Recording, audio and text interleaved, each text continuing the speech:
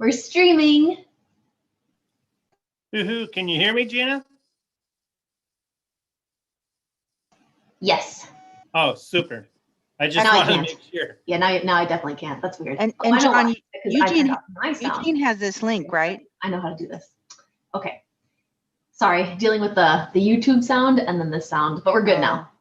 Yeah, now we're good. Yeah. And John, Eugene has our link and all to get in? Yeah. Yes. Oh, that's right. Gina sent it. Never mind. Of course. Yeah, attach a couple of documents. I just thought of that now. It's been that kind of day. Oh, here, I'm going to forward these to the board member. He sent me some documents he's going to refer to. Oh, God. All right. Oh, actually, I should get my other computer then set up so I can look at those separate. This makes me so happy that the link is working. I always get nervous. You are, Gina, it's always a little challenge, right? I never worry about you. You got it, man. I just feel like I'm Atlas carrying the weight. Well, I'm not really, but like. Yeah, it's the live stream's a big one. I agree. It is a big responsibility because then the public can see it. So is it pretty easy to do or? It's easy. Okay. Gunner, there's Gunner. Hi, Gunner. Oh my gosh, he's in the back. I love that dog. I do too.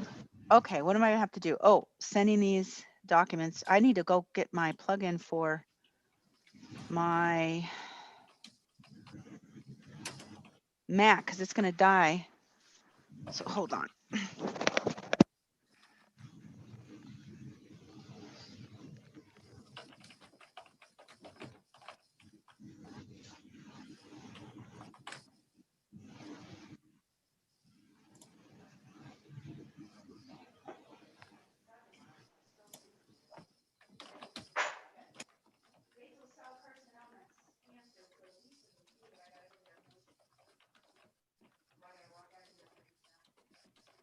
Good evening, Michelle. Hello. I love your pops. Me too. Thank you. They're so great. You just Gina, I got a quick question for you. If I ask Eugene if he wants you to share that with the board members so we can scroll through it, are you okay with that? Totally. I could also. Or does he have share? Or can he do a shared screen? Yeah, I can make that happen. I can do it where he can do it. Oh, okay. Yeah, that would be great. Then he can do that. Well, plus then the community can see it too if they're watching. Yes. Yep. That's even better. I just did it. Oh my.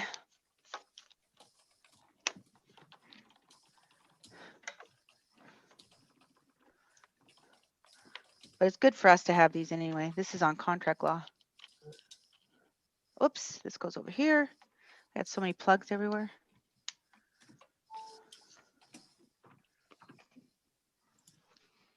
Well, good. I see Eugene here. As long as we have a quorum in Eugene, we're good to go.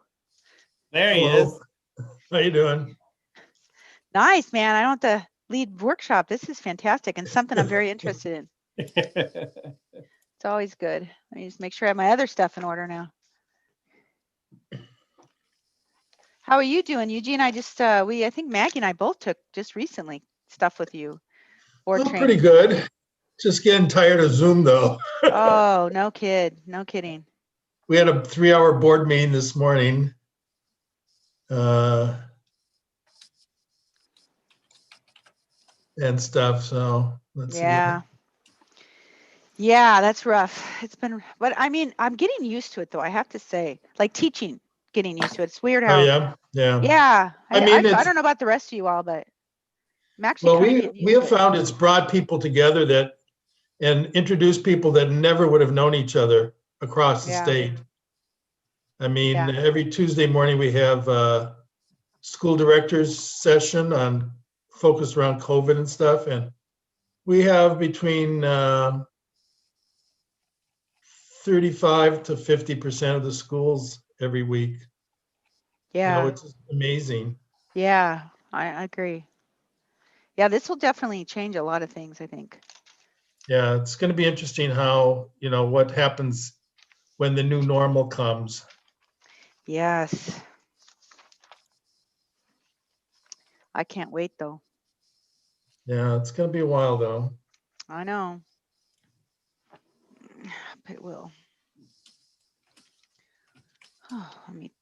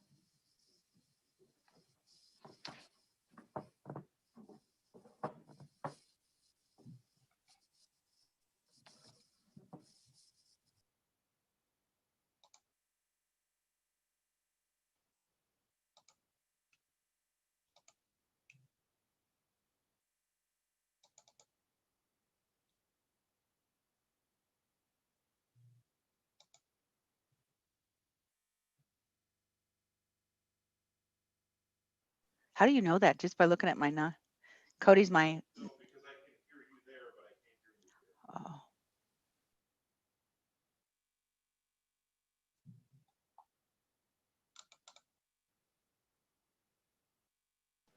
So Michelle, you got the names of those people?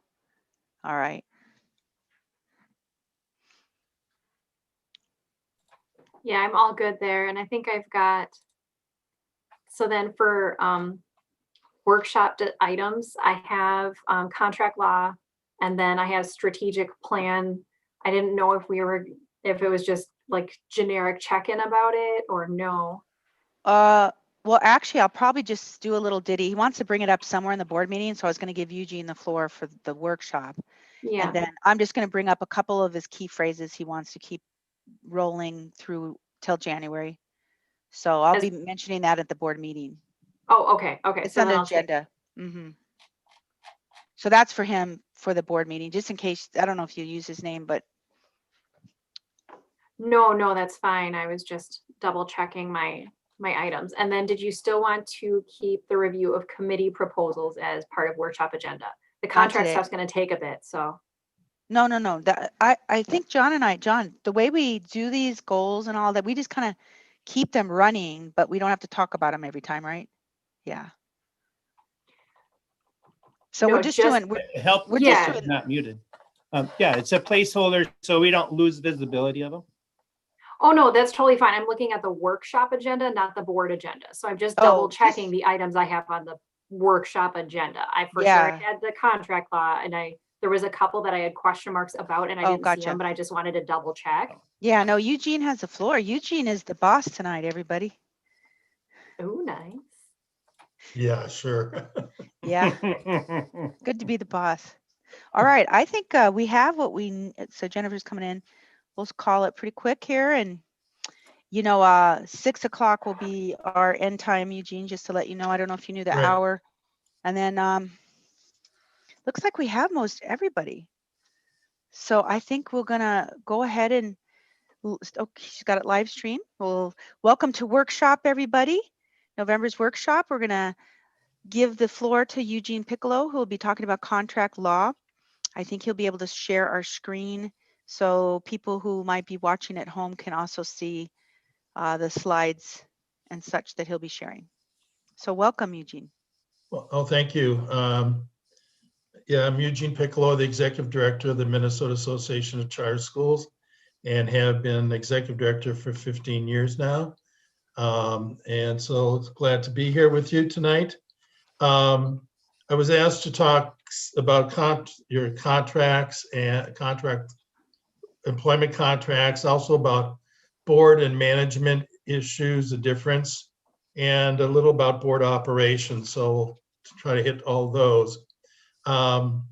And why don't we start with kind of what the board's role and responsibilities are, and then kind of go from there into the contract and the operations, which are functions of the board.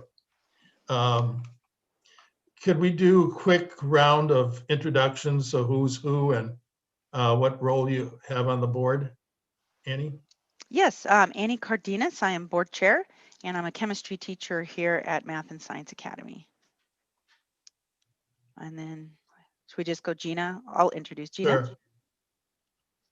Yeah, I'm Gina Elbers. Eugene, you and I have talked in the past back when I was board chair, but I'm the biology teacher at Math and Science Academy. Right.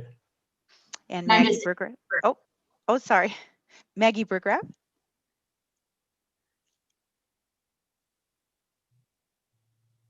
Oh, we'll hop over to John. You got it, Maggie? Uh-oh, I think you're muted. Maggie, I think you're muted or something, or the struggle's real sometimes. All right, we'll hop over and see if we can. So John, do you like? Yeah, Eugene, you probably, you've seen my Right, I face. know plenty. John. Yep. I know John. Well, maybe for everyone out there. But yeah, Michelle? John Gabretsky, I'm the director here at MSA. Michelle Kurkowski I am a teacher board rep, and I am one of the social studies teachers at MSA. and Dan Ellingston. Yep, good evening. So I'm a parent rep with 2 kids at MSA and also a vice chair on the board. Okay, great. Adam Bartz, Hello, I'm a community board member. Nice to meet you. Cody. Cody, say your last name proper one more time so I can. It's Schneep, and I'm a community board member and the treasurer. Great. Great. Rob Kruger, I am a parent rep, and I've had 3 kids at MSA. Oh, wow. Jennifer Bartle, I am a parent rep and I have 2 kids at MSA. Great. Paula Acapo, I am a student representative. and Maggie. Hopefully Maggie, you got that. I hope this is better. I'm Maggie Berggraff. I'm an English teacher, board member. Great. Terrific. Nice to meet you all. Let's see. I think I sent some, John, you sent some handouts out, I think. So why don't we look at the first one? Let me pull it up here. Where is it?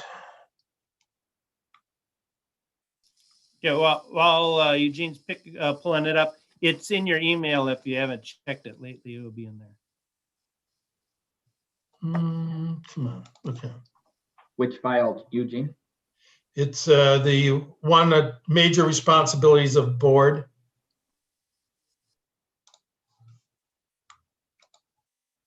Let's see if I can share that. Let's see, where is it? It's this one.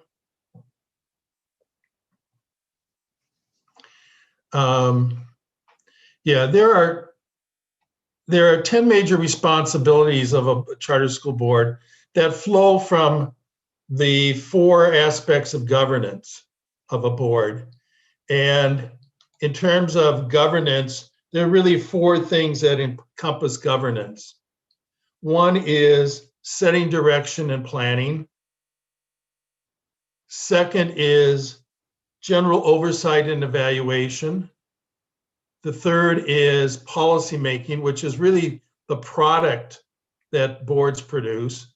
And fourth is your legal and ethical responsibilities. So those 4 things are what governance are. And everything flows from that, and everything in terms of responsibilities flows from those 4 things into these 10 aspects or 10 functions or responsibilities of board. And so if we look at those 10, the first one is to define and ensure implementation of the mission, vision, values. And so the question is, how does a board do that? How do you as a board do that? Make sure that the mission and vision and values of the organization are alive and real. well, policies are built around those, and so are academics. Okay, your Depends, you know. policies and your programs should be Yeah. around those. How do you hold people accountable as a board for that? Isn't that where we trust the administration to implement what we have decided and get feedback on those implementations? Right. I mean, part of it is holding the administration responsible for implementation, but your job as a board also is to ensure that they are lived out, which means you have to understand it and you have to know it. You have to understand what the words mean in a mission statement, because you can't hold anybody responsible for implementing it if you don't even understand it as a board. And the community needs to understand it. So one way you make sure that you fulfill your responsibility is to make sure that every meeting you recite it. You have discussions about it on a regular basis. What, especially when there's new board members, what do these words mean to us as an institution and as a board? You make sure that every faculty meeting starts with the mission statement. Every parent meeting, every community meeting that you have, that it's in all your publications so that people start to see it and hear it, because research shows people have to hear something 17 times before they even start really paying attention to what it means. And then you have to have discussion about what it means to you as a board, because unless you understand it and you know what it means to you, you can't expect anybody else to know it and live it out. So you have a role as a board in making sure that it's part of your communications as an institution. It's part of all your meetings, and that you have a discussion about it. And then obviously sometimes you have to amend it or revise it depending on as the institution moves forward in its work. So there are specific things a board needs to do in all of these areas. A lot of times we think that the board just, does it and then it's all administration. No, the board has specific responsibilities in all of these areas. The next area, recruit, select, support, evaluate the CEO and succession planning. How do you support the CEO, the school administrator, as a board?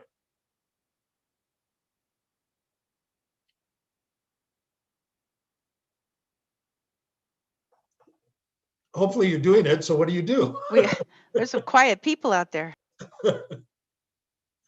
How do you give support to administrator? I think one of them is at least for John and I mean, when things come up, you immediately address them and, see. You got cut off. Oh, Annie, you got I think cut I'm off. muted. Yep. Just, in meetings, you want to make sure that you are talking about the mission and the vision and supporting that idea and making sure that that's how the school's guided. And if there's, that's how I see it. Okay, so part of it's talking with the administrator and dealing with things as they come up. How about other things you do to support the administrator? We have oh, go ahead, Rob. Thanks. I'd say that you have clear expectations so that they can meet the expectations. Right, have a clear job description and expectations for performance. That gives support, because if they don't know what is expected and then you start evaluating them, how do you evaluate somebody if they don't even know what they're supposed to be doing? How else do you give support? Through the monthly, through the monthly director's report. John's really Through the good monthly about director's report by when they, executive director might throw some issues out for your opinion. It's not your decision, but they just want your various perspectives on things. That giving advice is a way of giving support. How else do you give support to the executive director? We also have monthly teacher meetings where Okay. the teacher meet to also give insight. Okay. input from staff? We also have a monthly finance meeting. Okay. What else can you do? What is the product you create as a board?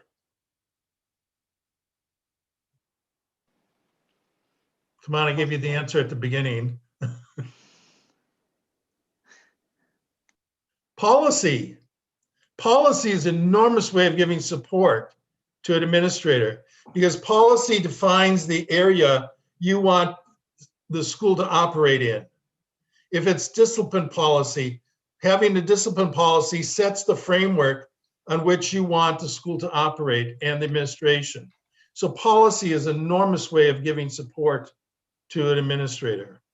Making sure they have the resources, staff to do the administration is another way of doing it.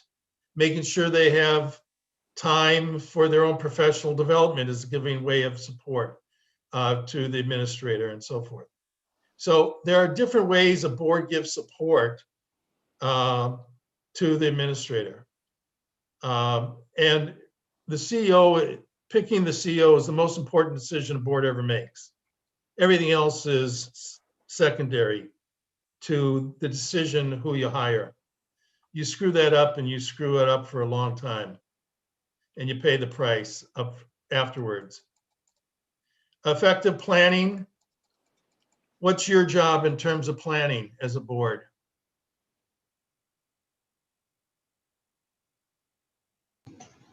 We have a policy calendar for when Okay. we do policies. Okay, policy planner. Your major job is to make sure there's a strategic plan as a board.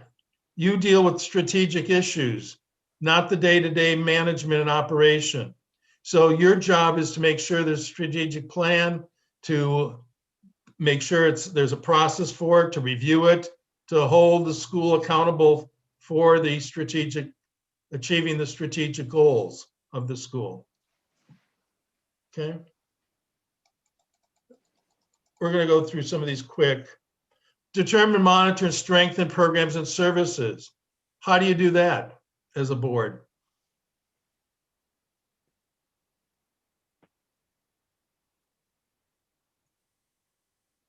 Often through committee input. Okay, sometimes through committees. But what's your job as a board in terms of strengthening, monitoring programs? Do you pick the curriculum? We do. We pick the curriculum. This is kind of an interesting year because like I've taken this training, but honestly with COVID, that's a whole nother layer we're dealing with, right? That's like got us pretty, it's a lot of focus on that at this point. But we do have a lot of programs. We have processes, we have policies, we have, procedures to make sure things are done and check and balances with those. Okay. In terms of programs and services, your job is to set what are the big things. You don't pick the textbooks as a board. It's none of your job as a board.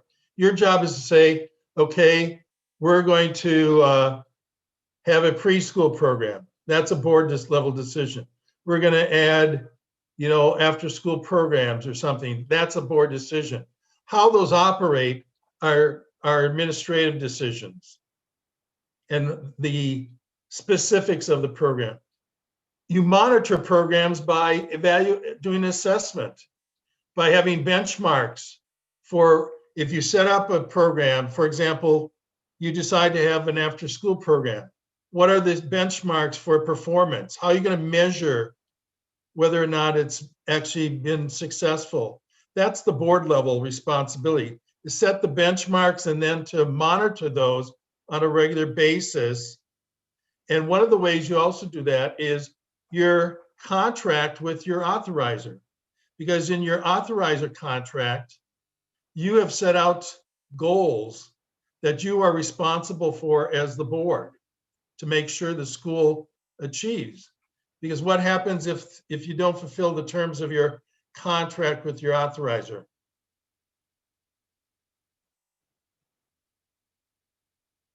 What can they do if you really screw it up? Shut us down. Yeah, they can shut you down. They can put you Yeah, out of they're- business. Yep, they're the boss of the board. No, they're not the boss of the board. You are the boss as the board. You have a contract with that organization as an authorizer, but you have to live up to the terms of the contract.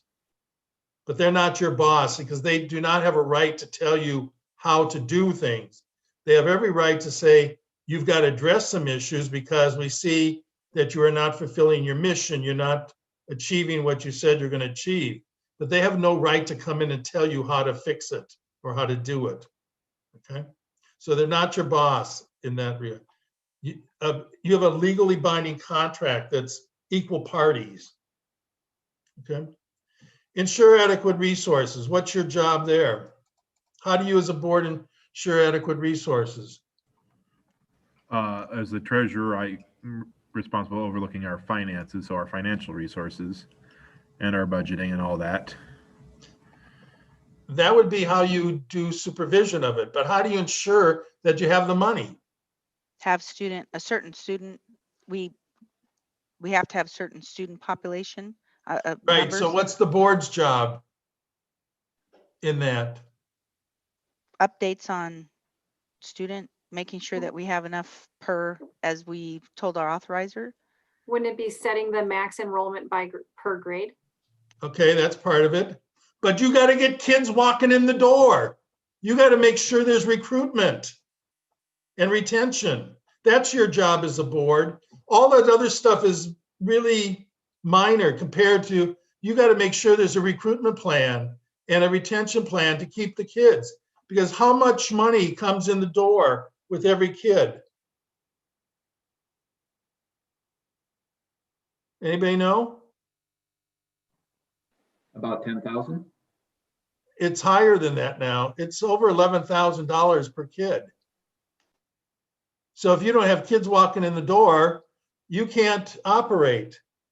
So you have to ensure there's resources, and board's responsibility is make sure there's a recruitment plan, a retention plan. Did you understand what the funding sources are? What percentage of your budget is federal money?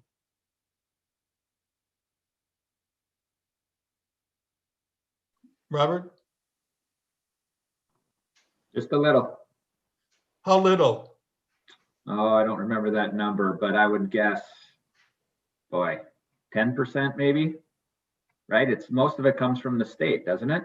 Right. It's normally between 3 and 5% is federal money. You got to know what your funding sources are as a board. That's your responsibility, to know what the funding sources are and all the different funding programs that your school gets. That's your responsibility as the board, to lobby, because where does the money come from? Who makes the decision how much money you get per kid? Legislature. The legislature. So you got to make sure there's a relationship with legislators from your area as a board. There's all kinds of ways you can do that, but you got to ensure there's resources. And then your next responsibility is the oversight of those finances and protect your assets. And that's where budgeting comes in. Monitoring the financial reports every month. That's how you fulfill that duty. And a budget is a policy statement. It's not just a bunch of numbers. It's a statement of your true priorities as an organization. Okay? How else do you protect your assets and do financial oversight besides a budget and monthly monitoring of financial reports? A yearly audit? Audit. Yeah. Audit. You hire the auditor. The board hires the auditor. The auditor is answerable to you, not the administration, but to you as the board, because you have to prove that audit before it can be sent to the state. And if you don't do the audit on time, the school can be penalized financially. And it's your responsibility to make sure it's done. Okay? So there's also the way you have financial policies is a board way of doing oversight. If you have a credit card as a institution, who has access to that? Do you use purchasing orders? Those are all board policies for doing oversight of the institution. How many signatures it takes on a check is a board decision because it's a policy of oversight. The next one is recruit and build a competent, effective board. That's your job, to recruit the board, to make sure they're onboarded. There's an orientation for new board members, because how long does it take to figure out what's going on a board? A year. At least a year. And if you don't have an onboarding orientation about the board and the school and everything and the issues, it takes even longer. So you're going to make sure there's a process for ongoing. You got to make sure that there's ongoing training besides the 3 required training that you're required by law to do in your first year. You've got to do evaluation of your own performance as a board. You should do an evaluation of your own meetings. At the end of every meeting, what did we accomplish? If you go around and people go, I don't know what we accomplished, you wasted people's time. So there's evaluation of the board effectiveness, but also as an individual board member. What do I need to do as an individual board member to be a more effective board member? And we have tools for that on our website that you can use both as an individual and as a group. But that's your responsibility to make sure that that happens as a board. Ensure the integrity and legal integrity of ethical integrity. Basically, your job is legally don't screw it up.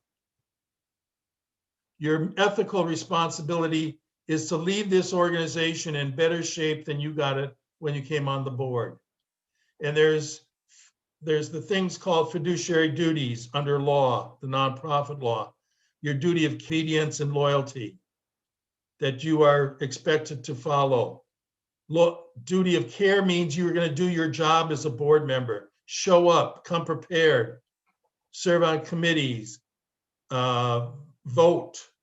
The duty of loyalty is about conflict of interest.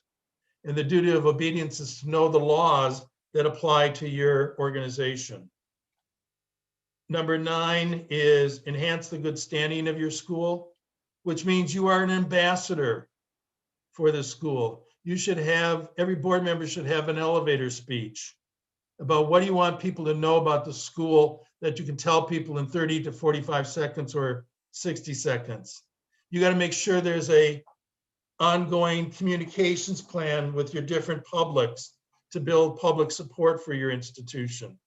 So if it's marketing, if it's PR, whatever, that's something you got to make sure is existent.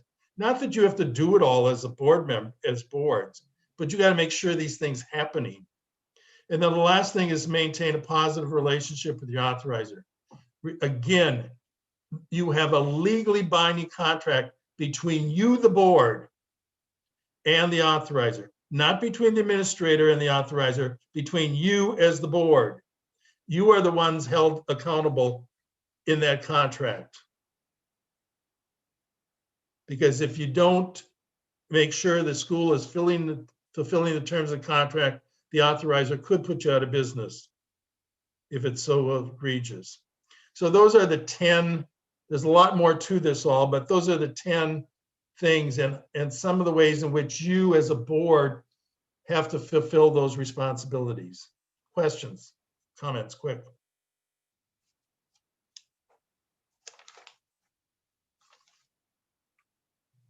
How do we maintain a positive relationship with the authorizer? Do they come to visit? Do they make site visits? I've never met them. I don't know. They are required. Normally, it should be in your contract of how many times they're going to come to a board meeting, how many times they'll come and do a school visit, and what kind of information you have to provide them as a school on an ongoing basis should be in the contract. One thing I would do is take some time at a board meeting, look at the contract. What are you expected to do as an institution? And you should at least twice a year as a board, look at that contract and say, how are we doing in these things, these areas? And there should be time when they come to just have them share their perceptions and stuff with you. And the other thing is, if they send you a letter saying you got to address something as a board, as a school, you better deal with it. Again, they have no right to tell you how to solve it or what the solution is, but you got to respond to their issues that they've pointed out need to be addressed as a school. But a lot of it's just getting to meet these people. And for example, we have one authorizer where the board goes annually to meet with the board of the authorizer, and they make a presentation.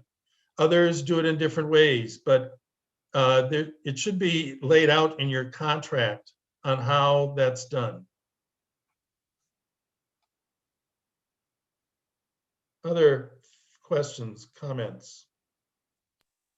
Jennifer, I was just going to say, in the past, we had a chance, when we were meeting in person, the authorizer representative would sit in the audience and we had a chance to interact more. So I think now you're right. We probably need to figure out a better way to kind of get that engagement more in our face, because I'm not actually sure if they're invited to these Zoom calls, or we'll have to figure out a better way, Eugene, to your point, on how do we get those guys engaged a little bit more directly with this, because we've been doing virtual meetings now since this spring, right? So. Right. And they should be attending. If they're supposed to attend 3 meetings, whether it's Zoom or in person, they're supposed to be doing it. And that's something you need to hold them to. Yeah, they may be. I just never thought to check, and I think it's something we probably need to follow up on, unless anyone already knows. I don't know, Annie or John, if you guys know if they're listening in. Yeah, I don't know what the contract is, but John would know where it is. But that would be a good workshop, just to have them show up and maybe.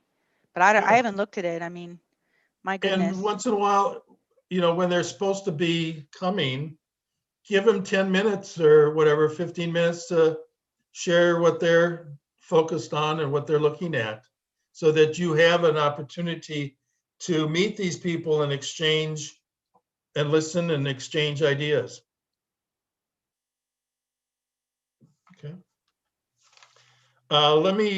Anything else? Let me switch then to a couple things about board operations that make things work. One is, I don't know how long your meetings are, but effective meetings shouldn't be more than 2 to 2.5 hours. If it goes longer than that, you probably aren't utilizing your committee system well, because most of the legwork should be done in committees. It should not, at the board level, it should be dealing with the big issue and making the decision. Board should not be writing policy at a board meeting. They should not be dealing all the legwork on an issue. That's why you have committees and you have staff to do the legwork. So when it comes to you, it's looking at the big picture. It's asking the what are we trying to accomplish? Why are we going to do this? Or why is this being proposed to fulfill our mission? And then how much it's going to cost? Those are the questions you should be dealing with as a board, not how is it going to get done, who's going to do it, what time is going to get done. Those are administrative things that need to be addressed, but the board needs to focus on the big issues. What is it we're trying to do? Why is it we're proposing to do this? And then how much is going to cost us to do this? So again, your job as a board is to make sure that you are staying focused at that high level, not get into the weeds. You can always ask the administration to detail the weeds for you, but that's not what you have to deal with as a board. Now, Eugene, is that true now, even in COVID times, where there's a lot of stuff coming up that was not part of our life before March? Yes, because most of it is, once you've made the decision on, your decision is what are the criteria and how you're going to make the decision of shifting different learning modes. But then how that's done is really an administrative task.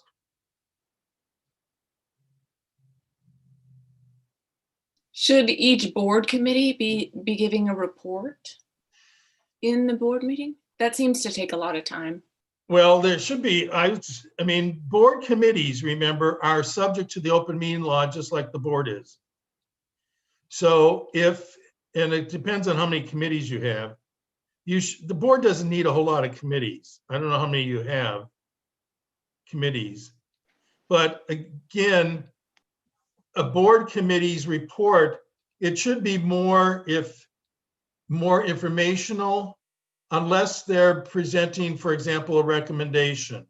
But if it's just reporting on what they talked about or where they are in the process of stuff, that should be written down, and it should be an item where you say, are there any questions of that committee? But all their work they should be doing, and they should be coming prepared with a response to what is it the charge you gave them. Every committee should have a written charge that says who they are, what their job is, what product you want from them. And what I mean by that is it a plan? Is it a recommendation? Is it a draft policy? What is it that you want these people to come up with? And then also in the charges, how often do they need to report to you? And how do they report to you? Some committees may not need to report every month.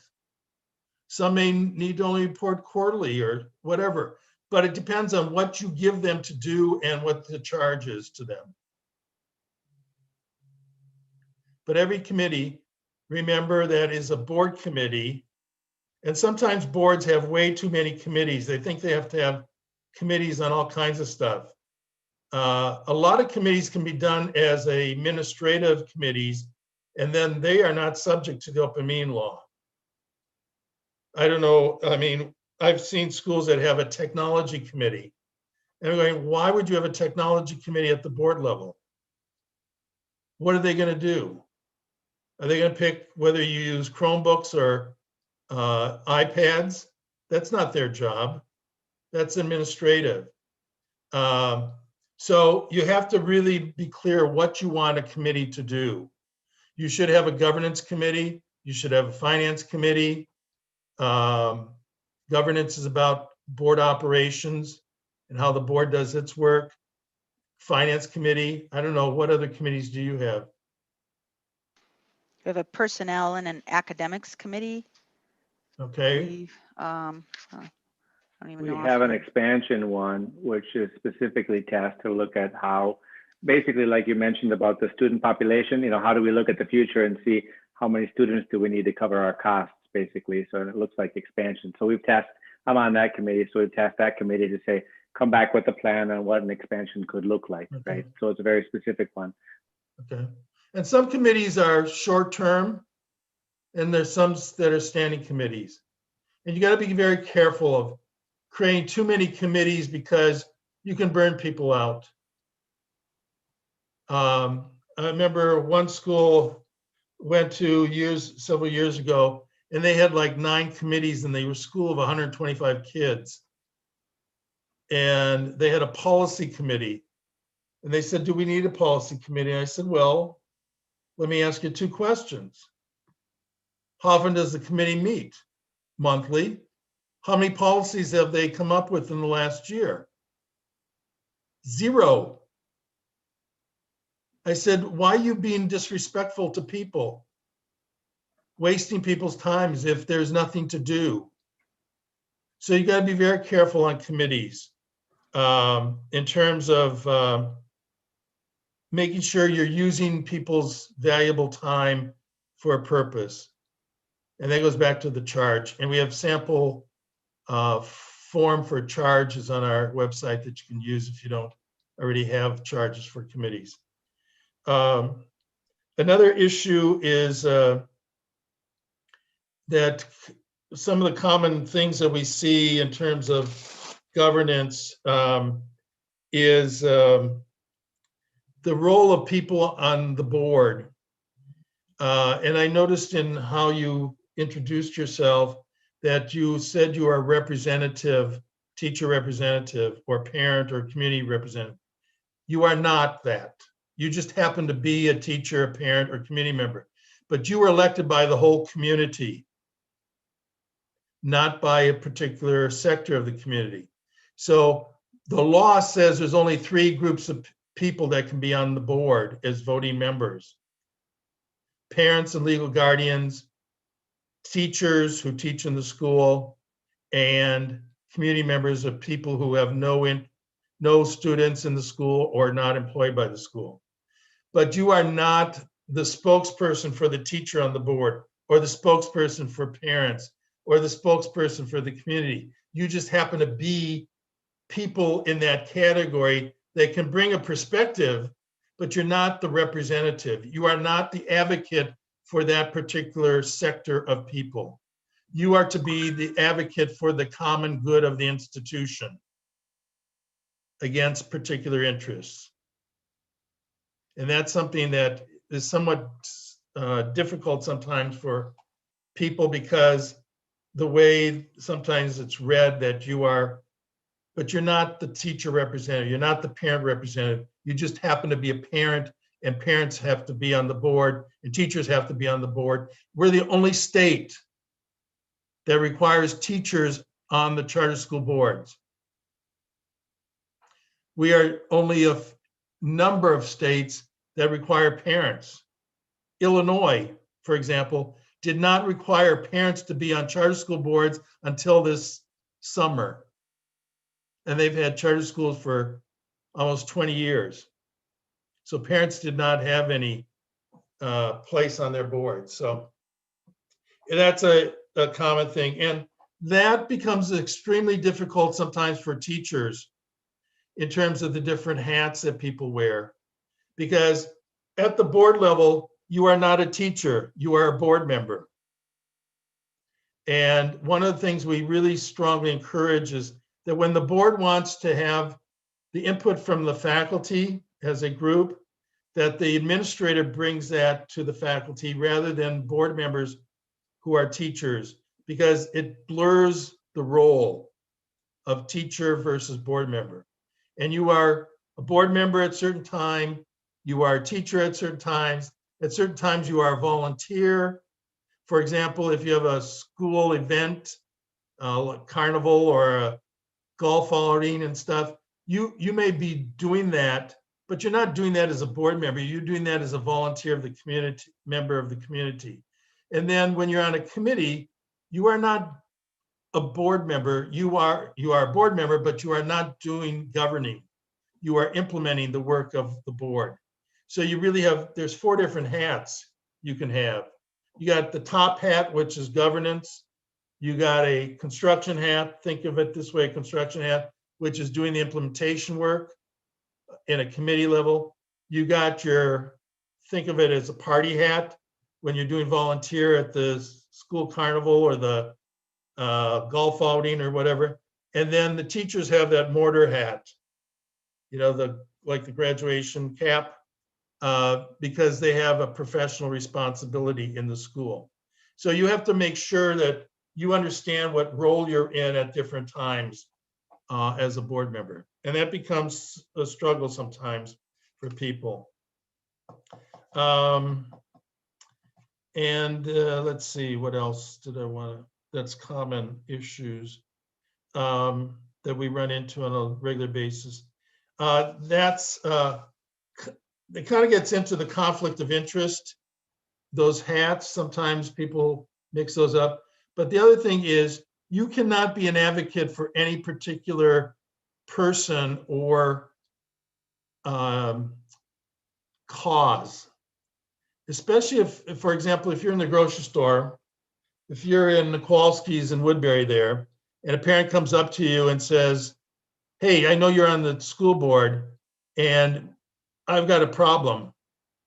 You as a board member need to understand that your job is to say, always push it back to the lowest level. So if they say, well, I got a problem with this teacher, your reaction needs to be, have you talked to the teacher? Well, no. Then you direct them to the teacher and you stay out of it. If it's about the teacher, have you gone to the administration? No, then you stay out of it. Because remember, you have a dual function as a board. You are a legislative body when you are creating policy, but you're a judicial body when there's a disciplinary action. Because you are, if a parent or a student needs to be disciplined, for example, if you're going to expel a student, you are the ultimate body on that. And that's a judicial action, not a administrative action. That's a judicial action. So you got to be wary of becoming an advocate for any particular person or for particular cause or particular program that you might have some interest in. We had a board a few years ago where for 3 years, there was a board member who kept on pushing a particular curriculum.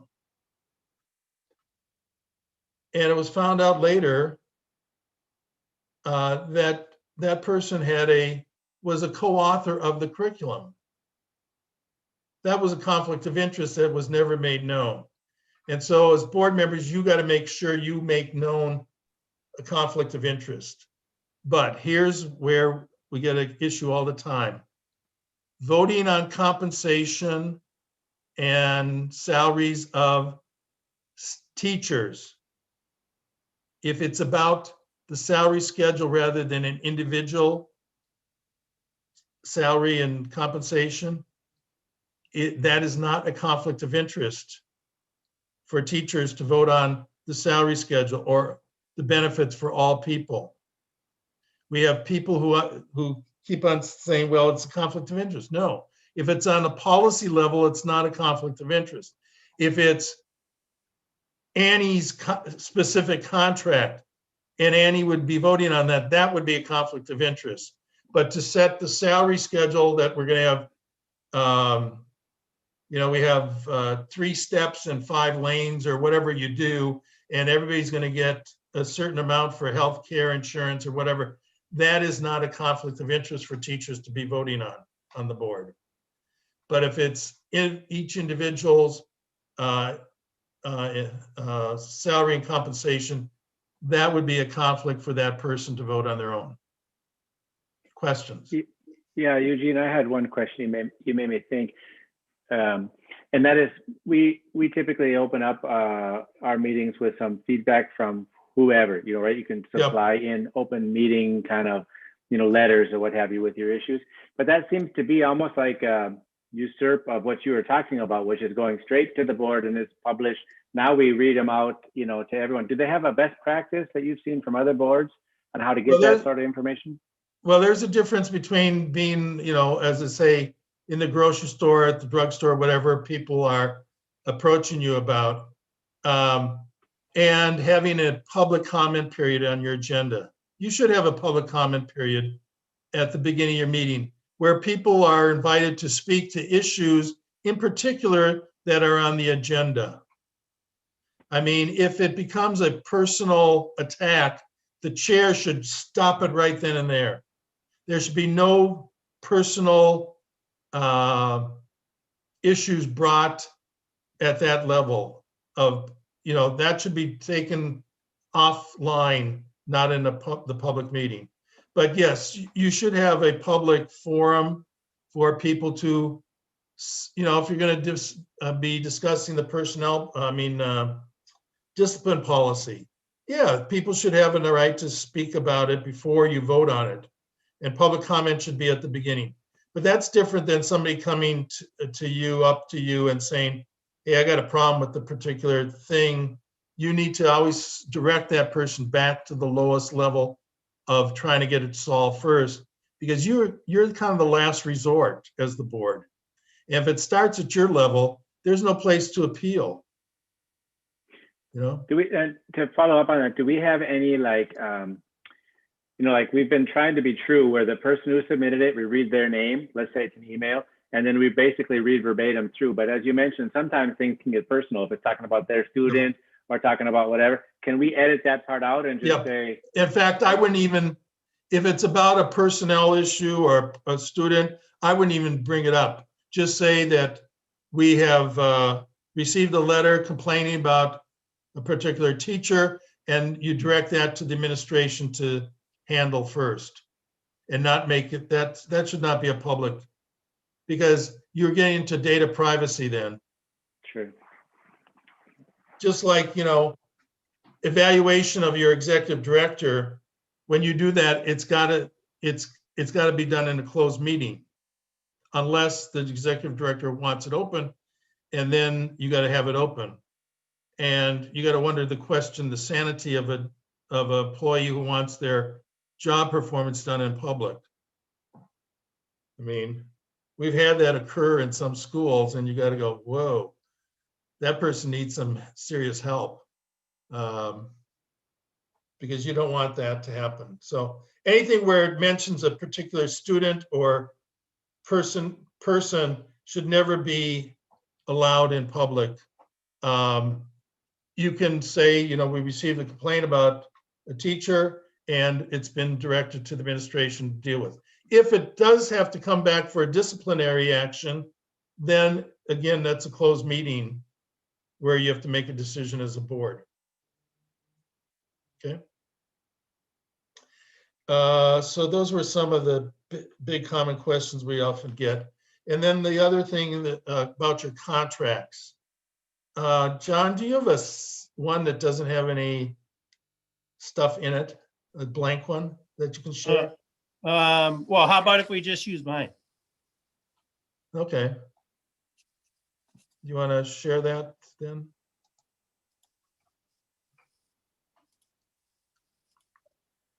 Yeah, give me 1 second. I think one of the biggest challenges that schools have in charter schools is understanding that there are different kinds of employment agreements.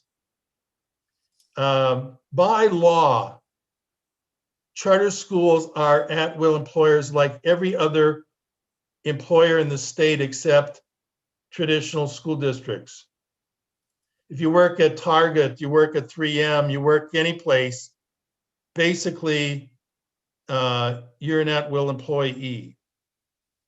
And that is by law the way in which charter schools are defined as at-will employers. And at-will means a simple thing, that you are employed until either you quit or you are thrown out the door. People just don't get that because that's not a common thing in education. Education runs on a school year, and so people think of employment on a school year basis. But at-will employment means if you are employed on September 1st, 2009, you are still an employee come hell or high water until either you quit or you resign or they fire you. And that is a contrary thing to most people's concept of employment and education. Now, you as a board have the option to move away from at-will employment and make your employees individual term employees, meaning that employment is for a particular period of time, and at the end of that time, there is no guarantee of employment again. A lot of schools do that and call it at-will employment, but that's not at-will employment. Because if you were truly at-will employment, there would be no discussion at the end of the year whether you're going to be employed again next year. Because it's just none of us are ongoing. really at will then if we have contracts not either nine and a half months or yearly. We're all non at will, right? Right. And you We're can do timed that. employees. That's a choice you can make as a board, but you should be aware that that's what you're doing. Because that is because in that term of contract, you cannot change the terms of that contract during that time of the contract unless both parties agree to the changes. At-will employment, you as the employer can change the terms of employment at any time with notice because the employee can walk. technically under a time certain contract, both parties are bound to that contract for that period of time. At the end of the contract, either party can say goodbye. But during that period of time, you really can't change any terms of employment unless both parties agree. We have I'll give you an example. We had a school in southern Minnesota about 3 years ago, maybe 4 years ago now. They had done 1-year contracts with everybody. They got in a financial situation. They wanted everybody to agree to a pay cut. And they had individual term contracts. Everybody but one person said, no, I will agree to that. And because that one person would not agree, they could not really do it because it would create such turmoil internally. Why are we taking a pay cut versus the other person's not agreeing to it? So you cannot change the terms of employment without both parties agreeing under a time certain individual contract. And that's what it looks like. It says 1-year contract period. Personally, I would never sign this as an employee, what you have, because it says I can be discharged without notice. Which is even in at will, you actually give notice to the person that you're done right now. So, I mean, there's some things in your contract language here that are problematic. Regardless of when the discharge or cancellation occurs, the director has no contractual rights or rights and equity to challenge the discharge. As an employee, I would never sign that, because you're basically saying, in one breath, you're saying you're for a period of time, and then you're saying you're at will. If this went to court, I'm not sure what the court would do with it. What should it say, Eugene? Well, it depends on what you want to do.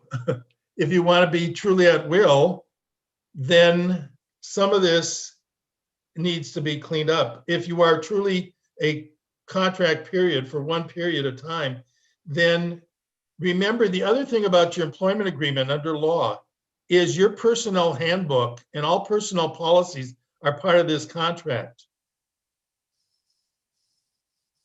So again, you can't change anything in that employment agreement unless the person agrees to it in this kind of situation. So a lot of it depends on what you want to be. If you really want to be at will, or if you want to do individual time certain contracts. And that's a board decision you have to make. For help, for example, writing these, I mean, I think my contract looks similar, except I'm just not, there's fewer, it's not a full year. But where do we go to get help with designing contracts? Like, I don't know about how to do it. We're going to have to do this. Well, John, again, he's going to have to do it first for I would us. say make a decision which one you want to be. That's a policy decision. So that's You an want to be at will or individual term contract, time certain contract as it's called, because this is a time certain employment agreement. Everybody has an employment agreement under law. Even if it's oral, there's an employment agreement. Basically, there's 3 kinds of employment agreements. There's at will employment, there's time certain individual contracts, and there's collective bargaining. Actually, we have 3 schools that have collective bargaining contracts. 3 charter schools in the state. And in those cases, it's because the schools were 2 cases, it was such a mess of an organization that people felt the only way they could have any voice in things was to form a collective bargaining unit. But if it depends on which one you want to be, and then I mean, we can help you with this. This is not rocket science. For example, if you're at will, you have only one time you have to actually sign this kind of employment agreement. Because just like in any other job that's at will, you get a memo the next, when it's valuation time or whatever, you get a memo saying your salary as of August 1st is going up to this, and the benefits are this as of this date. So I would suggest that there's a document we have, John, on the 3 employment agreements. That might be something for the board to take a look at more and really talk about what are the pros and cons of the 2 different ways in which you can do it. Because from an employee point of view, employer, at will gives you more flexibility. From an employee point of view, this might give you more rights, a 1-year term certain contract, but there's no guarantee you got employment either. Because right now, come June 30th, you could wait as a board on June 30th and tell John, you're done. You don't have to tell him beforehand what, if he's going to be employed as of August 1st, or July 1st. There's no guarantee on time certain employment that there is another contract. Sometimes people think there is, that you're just going to expect it. No, you should not expect it unless you're told you're going to get one under a time certain contract. So there's a lot of things to think about in this, and therefore I really recommend you look at that. It's just a 3-page document that explains much more detail, pros and cons of the different ways of doing it. And once you make that decision, we can help you with And it. that's 3-page document found where again, Eugene? I'm not sure if it's on our website. Otherwise, if it's not, John, I'll send it to you. You can send it out to people. Yeah, we actually, if you could send it out, just because our life is virtual 24/7. It feels like sometimes. So if you have it handy, just to jet that over and I'll stash it. We can stash it in a file when we need it. But I think that's good because we're not collective bargaining. It would be one of the 2. So stick with one of the 2. Well, one of the 3, yeah. I mean, collective bargaining, the employees decide that. As a board, you really have no choice. But we have to be in a union situation. Is that right? We have to be in a union situation in that scenario. Is that right?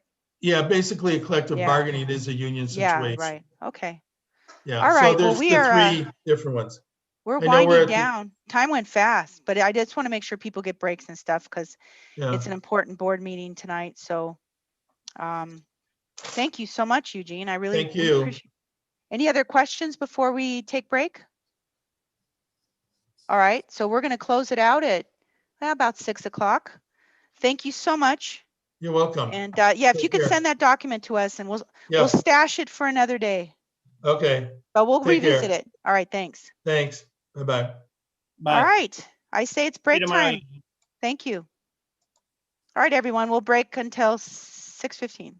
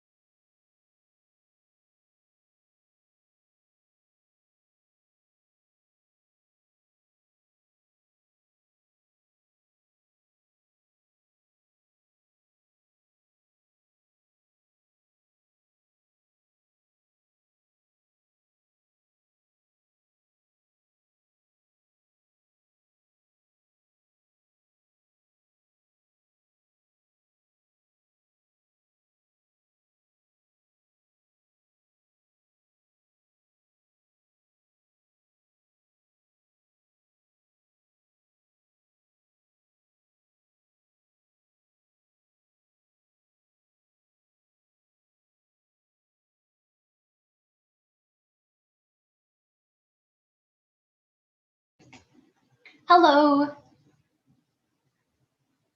We're just on break for 5 more minutes, but Oh, Dennis, you're on mute.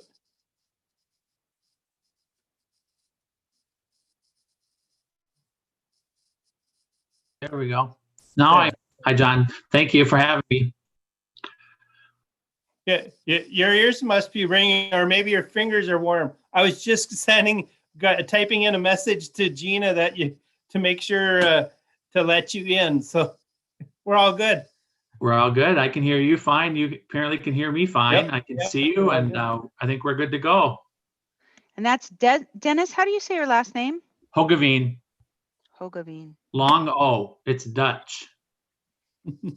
Okay, because I have Jenny Abb still here, but you're from BKDA, correct? No, I'm with Clifton Larson Allen. Oh, okay, Clifton R. Okay. And so Jenny's not here then, correct? Is that right, John? Yeah. Okay. No. Left she pops in. Not yet.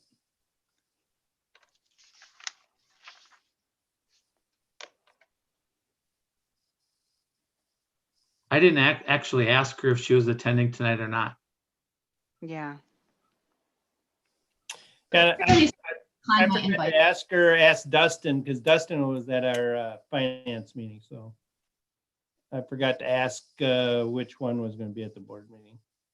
But yeah, Jenny usually should be at the board meeting. She might be coming in later too.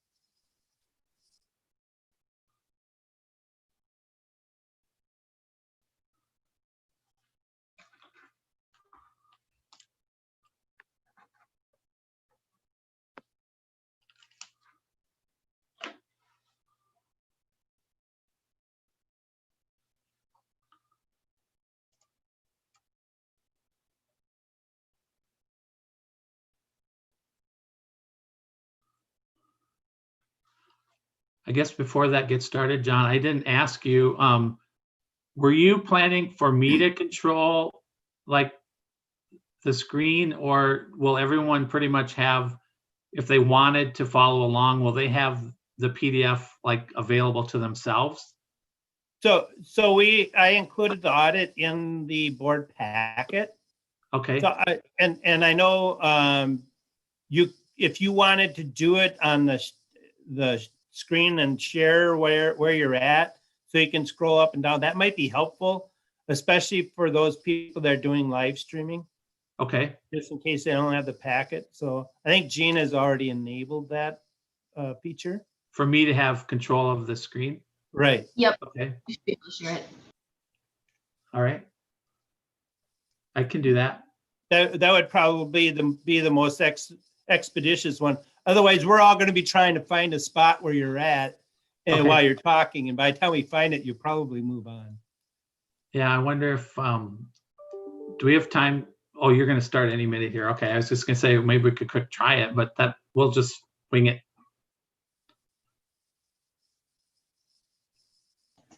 There was another person before you, and he was just sharing his screen, so I'm thinking it'll probably go okay.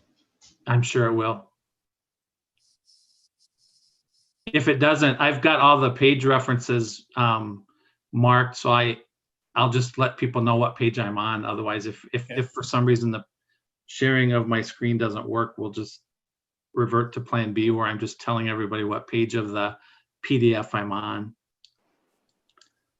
But I don't think that'll be necessary. Yeah, I think your original page numbers are on there at the bottom, even if people have it at home and it's a different page number on the top right because it's in the packet. Yeah, and I've got both. I plan to give them both. Yeah. Okay. All right, 6:15. I'm gonna go ahead. Looks like we have a quorum. Everyone actually. I'm gonna call to order this meeting at 6 o'clock or 6:15. I'm sorry. And I'll ask Paula. Paula, would you please read our mission and our vision? Our mission, we provide accelerated curricula in all subjects with an emphasis on math and science. our vision to be an innovative, sustainable model of academic excellence that creates well-rounded, lifelong learners and global citizens. All right, I'm going to take attendance by roll call. Dan Ellingston, Here. Cody Schnape, Here. Michelle Kurkowski, Here. Gina Albers, Here. Adam Bard, Here. Rob Kruger, Here. Jennifer Bartle, Here. Maggie Burgraff, Here. Annie Cardenas is here. Non-voting, Paula Acapo. Here. And then we have Dennis Hogvey here, and John Garecki. Here. All right, so we have everybody here. It's fantastic. No absences. Approval of the agenda for item 3. I would actually like to add policy 524, internet acceptable, before we go in there, use and safety to the consent agenda. Michelle, there was only a few items there, so so I do I first open that up as a motion? We have to move it first. Okay, so I'm gonna move to approve the agenda. And with that motion, is there a second? I'll second. Gina will. All right, and then we'll go into discussion. So I would like to add policy 524, internet acceptable use and safety to the consent agenda. There was just some, we had talked about it last, and I saw that it was on, actually in the board packet, but not on our agenda, but there was just minor changes. So hopefully you all read that. Is there any discussion on that other than putting it on the agenda? Which item number do you want it to become? That is going to become, see, you just helped me so much. Consent agenda 10B, please. Okay. 10B, yep. All right, thank you. Any discussion on that? All right, so I would like to go ahead and look at me. Now I'm all confused.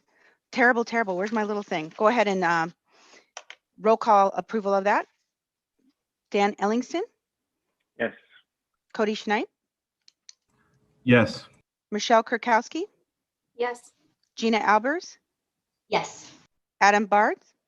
Yes. Robert Kruger? Yes. Jennifer Bartle? Yes. Maggie Burgraff? Yes. Annie Cardenas? Yes. That is all yeses. Then that motion carries. And there are no conflict of interest statements also. Okay, open forum. I have 2 open forum letters I'd like to read. And Michelle, I sent you those names to make it easier for you. First is from Alicia Okason. I'm the parent of an 8th grade student at MSA, and I wish to share my comments and my concerns related to the current distant learning plan and board conversations that have occurred surrounding the steps needed to return to in-person learning. First, I appreciate the difficult position of the director of the board. I know there is a lot that needs to be considered for both current learning environment and plan for the return in-person learning. And I want to thank for all of you for doing to try and keep the students and staff safe. When the school year began, I was comfortable with the message that the school year would not be similar to what was experienced in the spring, and that the students would continue with their education only via distant versus in-person learning. From my perspective, I couldn't have been happier with the first 3 to 4 weeks of school. I thought the teachers were doing a fantastic job of transitioning to distant learning. My daughter was engaged, and there appeared to be a lot of structure around the school day. What we experienced was very dissimilar to what I was hearing about some other school districts. Unfortunately, I now feel like we're close to being back to what was occurring in the spring. My daughter's grade point average is an A. However, she has an average 3 hours of free time during every school day, not to mention rarely having any homework or studying that needs to take place outside of the school day.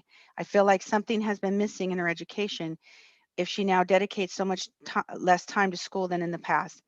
Now the board has elected to also take Friday education away from students.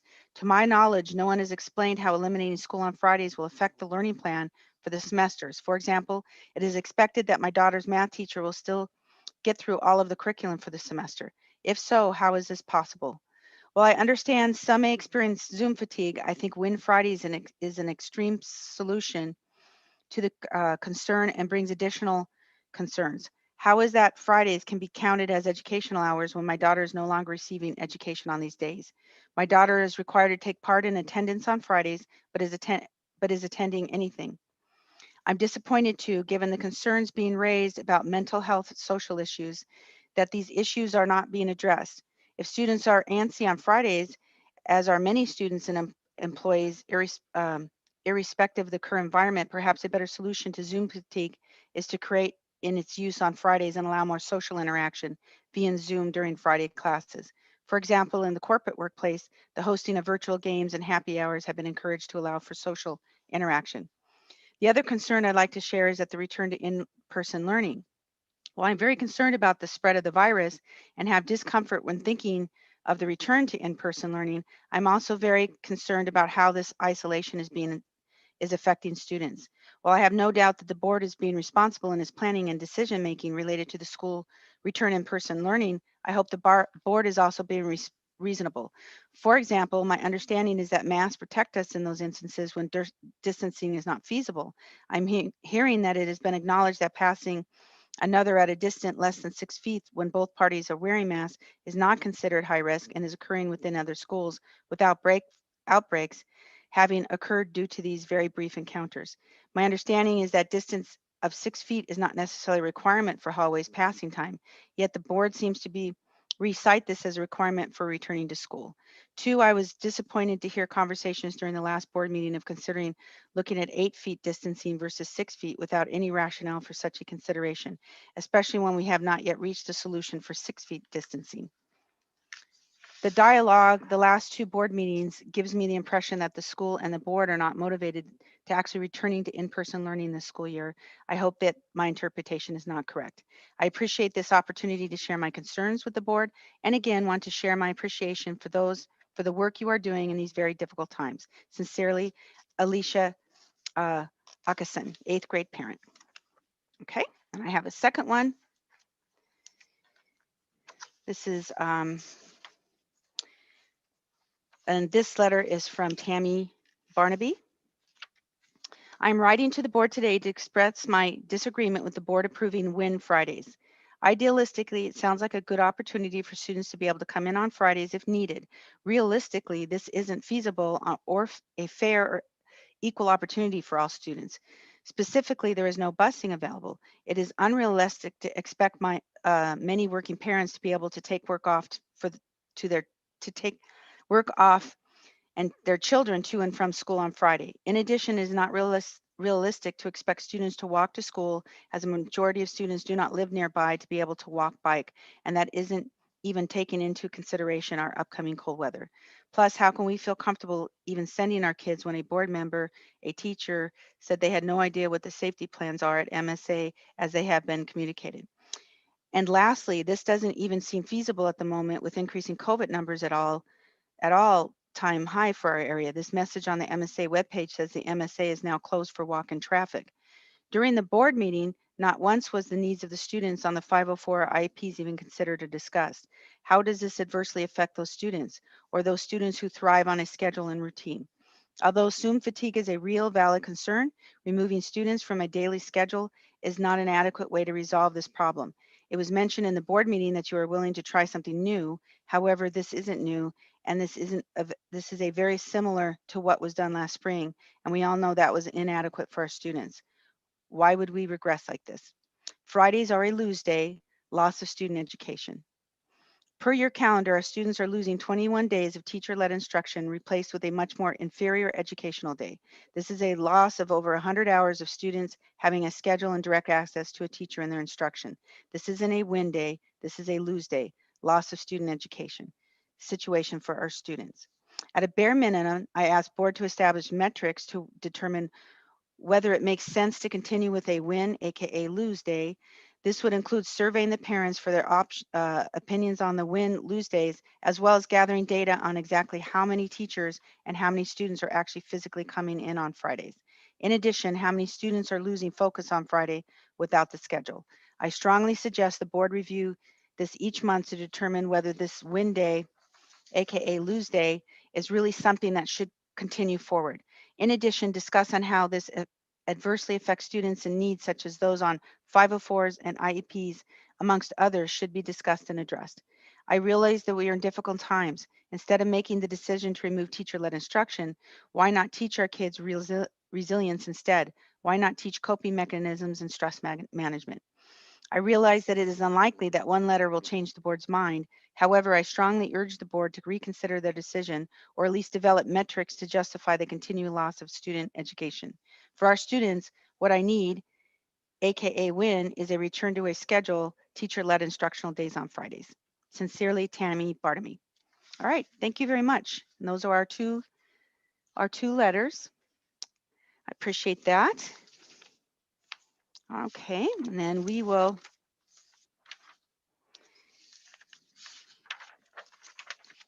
move to approval of the minutes. Is there a motion to approve BOD workshop and regular meeting October 19th in 2020? This is Dan, I can so move. Do I have a second? This is Adam. I will second. All right, I will do a roll call vote on this. That's where I forgot, Miss Gina, I forgot my little roll call vote note there. I knew it. Dan Ellingston? Yes. I don't know if it's an approval, I don't think we need, is there any discussion? Pretty should have asked that. We have to discuss it in case there's an error. Discuss. Is there a discussion at that? I'm really off my game today. It's been a long day.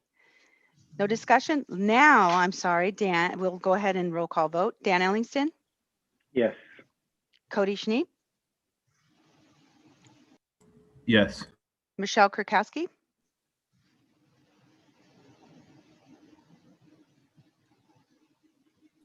There is an error. Ah, Sorry, I was double checking it, but y'all are just super swift like lightning. I think that we can approve, but with a thing, I tend to just, I copy the header. And so on the October 27th special meet, or the special meeting one for October 27th, I wanted to know, do I have to say board of directors? Do I have to say special meeting? well, we're going to go down and approve those next. Michelle, we're approving these Oh, sorry. individually. Okay, never mind. Yep. Yeah, then I so say- get, yeah. then I So we'll say get, yes. okay, thank you very much. Gina Albers, Yes. Adam Bards, Yes. Rob Kruger, Yes. Jennifer Bartle. Yes. Yes. Maggie Vergraff, Yes. Annie Cardenas, yes. That is all in favor. Motion carries. All right, next approval of the minutes will be for the BOD special meeting, October 27th. Do I have a move? I will move to approve those. Do I have a second? This is Adam. I will second. All right, now we'll discuss. Go ahead, Michelle. I wasn't sure, but I just wanted to double check for special meeting minutes. I titled the files special meeting. And so what I wanted to figure out is, do I need to use special meeting within the header? I had forgotten to ask that the last time we had a special meeting.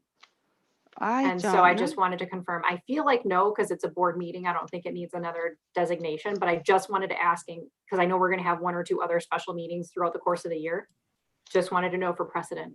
But I brought up I grabbed a random special meeting from 2019, and the header reads as Board of Directors, new line, special session, new line, Math and Science Academy, new line, then the date. So I would say that there is precedent to have the heading read special session.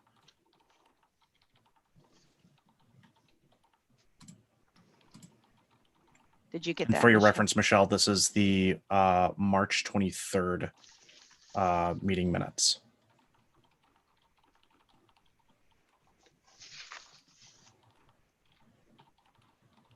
Did you want to read that back, Michelle?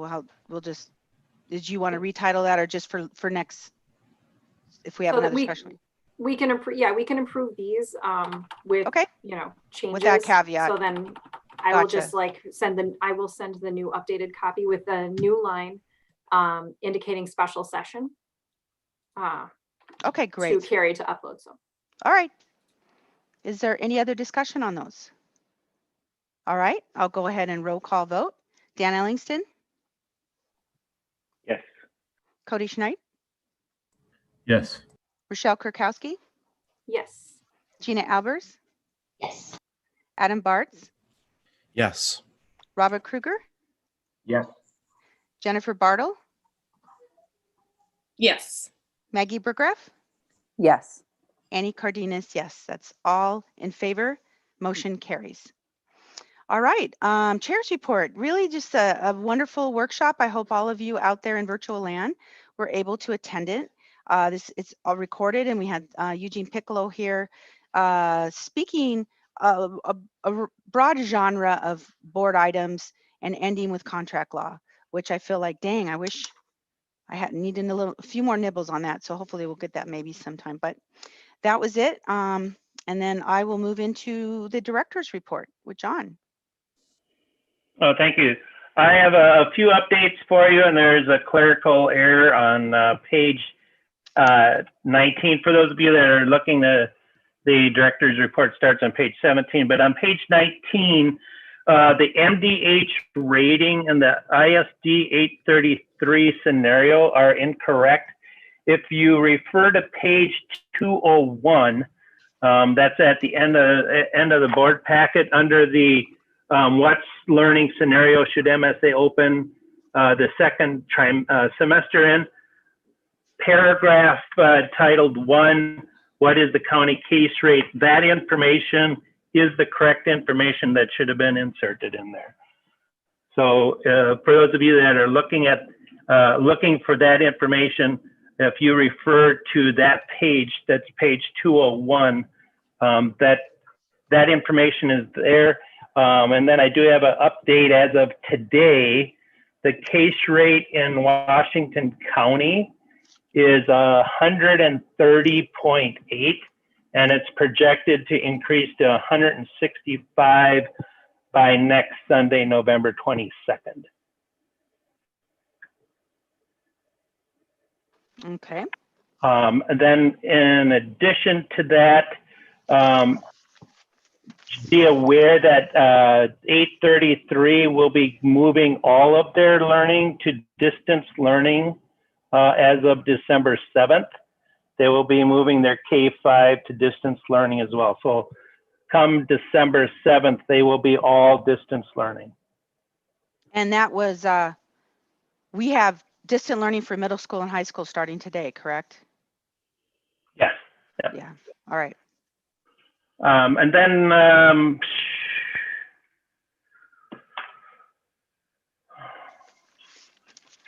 a couple of other updates on page 27. Then this is gets at the graphs that are in the report.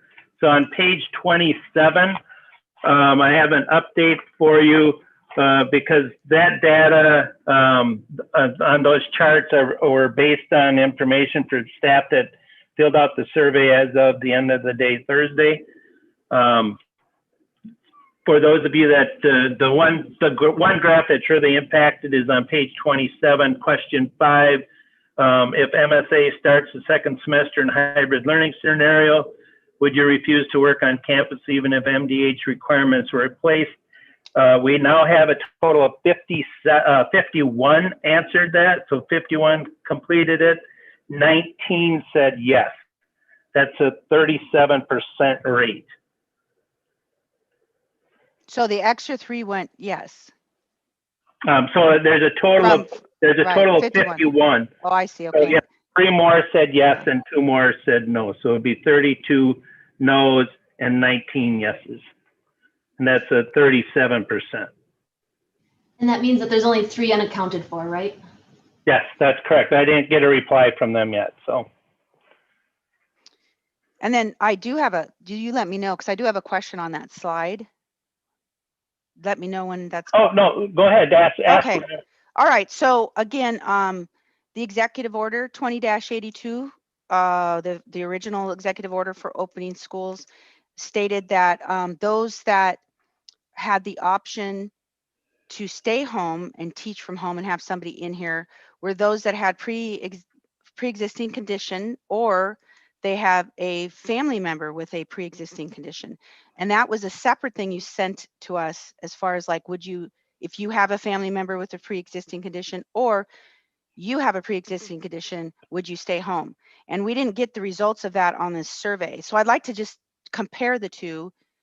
What's, you know, this was a general question, but what actually the mandated 2082 was the response? Because that was a different thing that you asked for.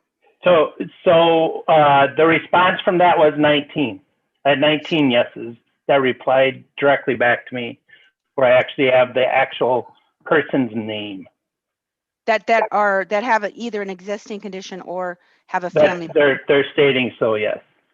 Okay. All right. Okay, so continue on if you have anything else. John, are those people teachers? Like those are direct teachers, or are those other staff? They are, that's a combination of everybody out of 54 staff members total. If you give me a minute, I can pull up that document and look and do a quick count for you. Okay. To tell you how many teachers there are. I'm just trying to see how it would affect the classroom.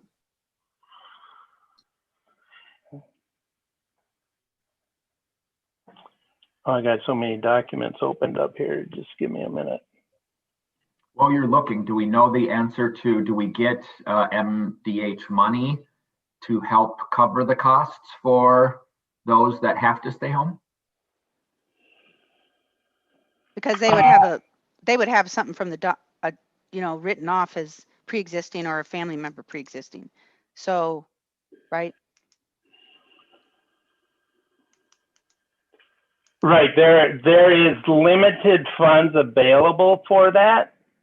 If it's an employee, as far as the school goes, if it's an employee that we have to replace somebody or have somebody on campus for them, that's an additional cost to the school that we have to budget for.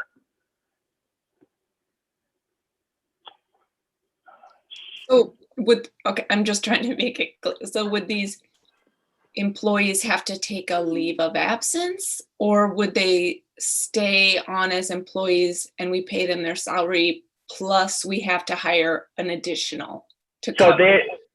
So we can't put them on, they would be working from home, but we would have to have somebody on, if we were in hybrid or in person, we would need somebody on campus to supervise those students, because they would be in the classroom, but the teacher would actually be at home teaching remotely.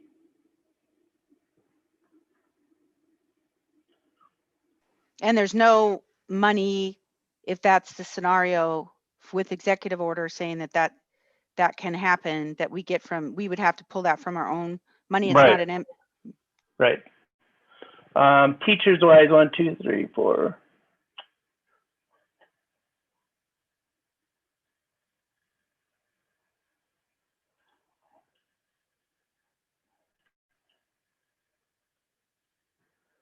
So you have a dozen teachers.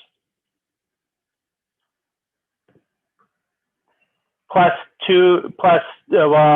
you'd have 14 teachers. I have to include the special ed teachers in that. So you'd have 14 teachers.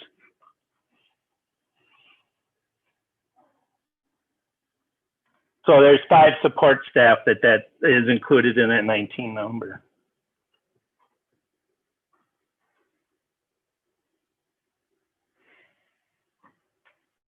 How many total teachers do we have? 35.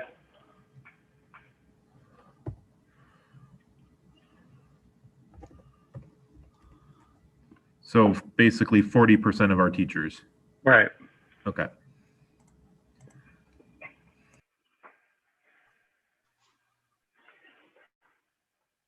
And I don't want, we can talk more about that when we get into the scenario.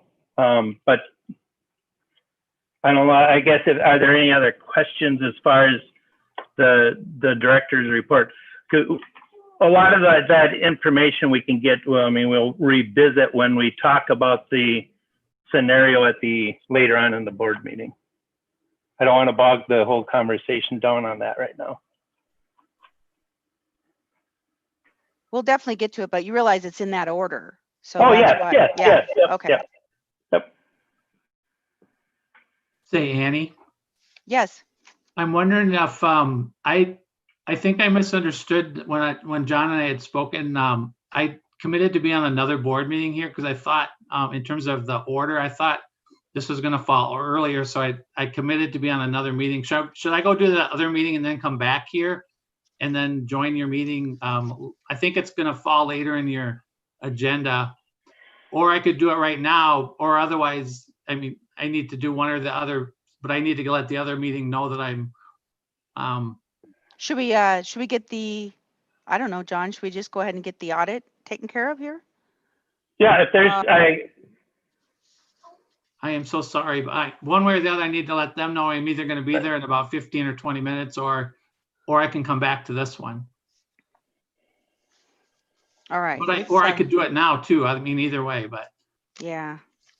Let's go ahead and do that. I got to find where that's it. Should we, can I, It's okay, 12A. 12A, I see that. All right. I would like to go ahead and move down to 12A, items for discussion, decision, approval of the financial item. Do I have a motion for that? I can. Cody move will. it, Dan. Okay. Or Cody, go ahead. And I can second. Okay. So we were in the discussion phase. Go ahead with any comments you have on that.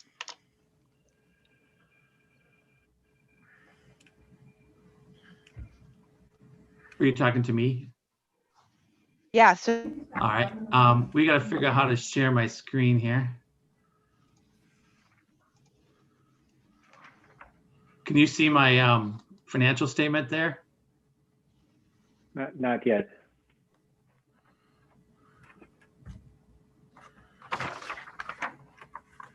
Did you hit the green up arrow that says share screen?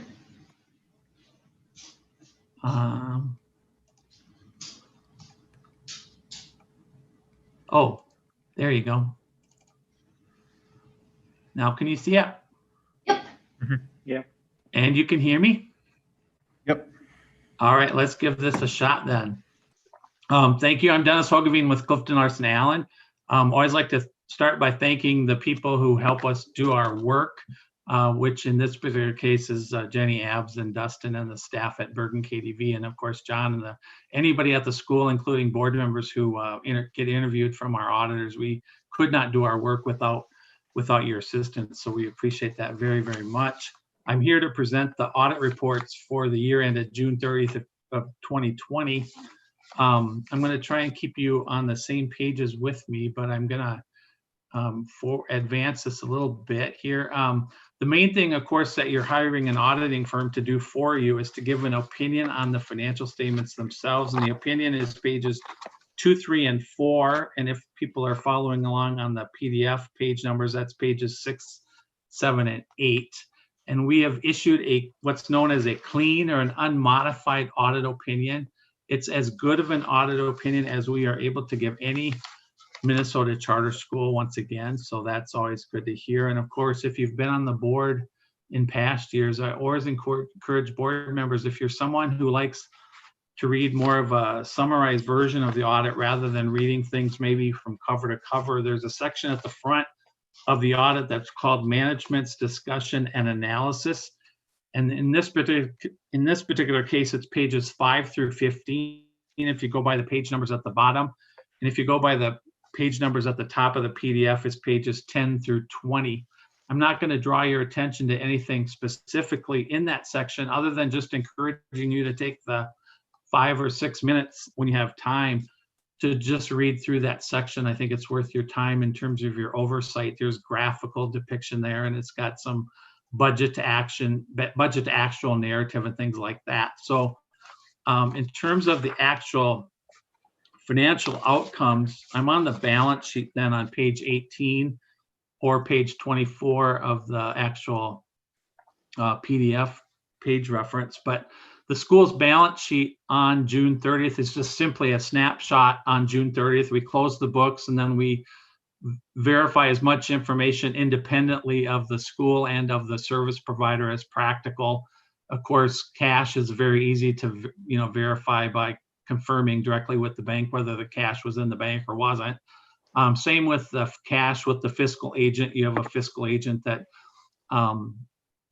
basically works with the building company to make sure you've got your cash on hand for the debt service requirements of the building company and things like that. So the state's economy is such at the time that it's the receivable from the Department of Ed is supposed to represent about a 10% aid holdback from the Department of Ed.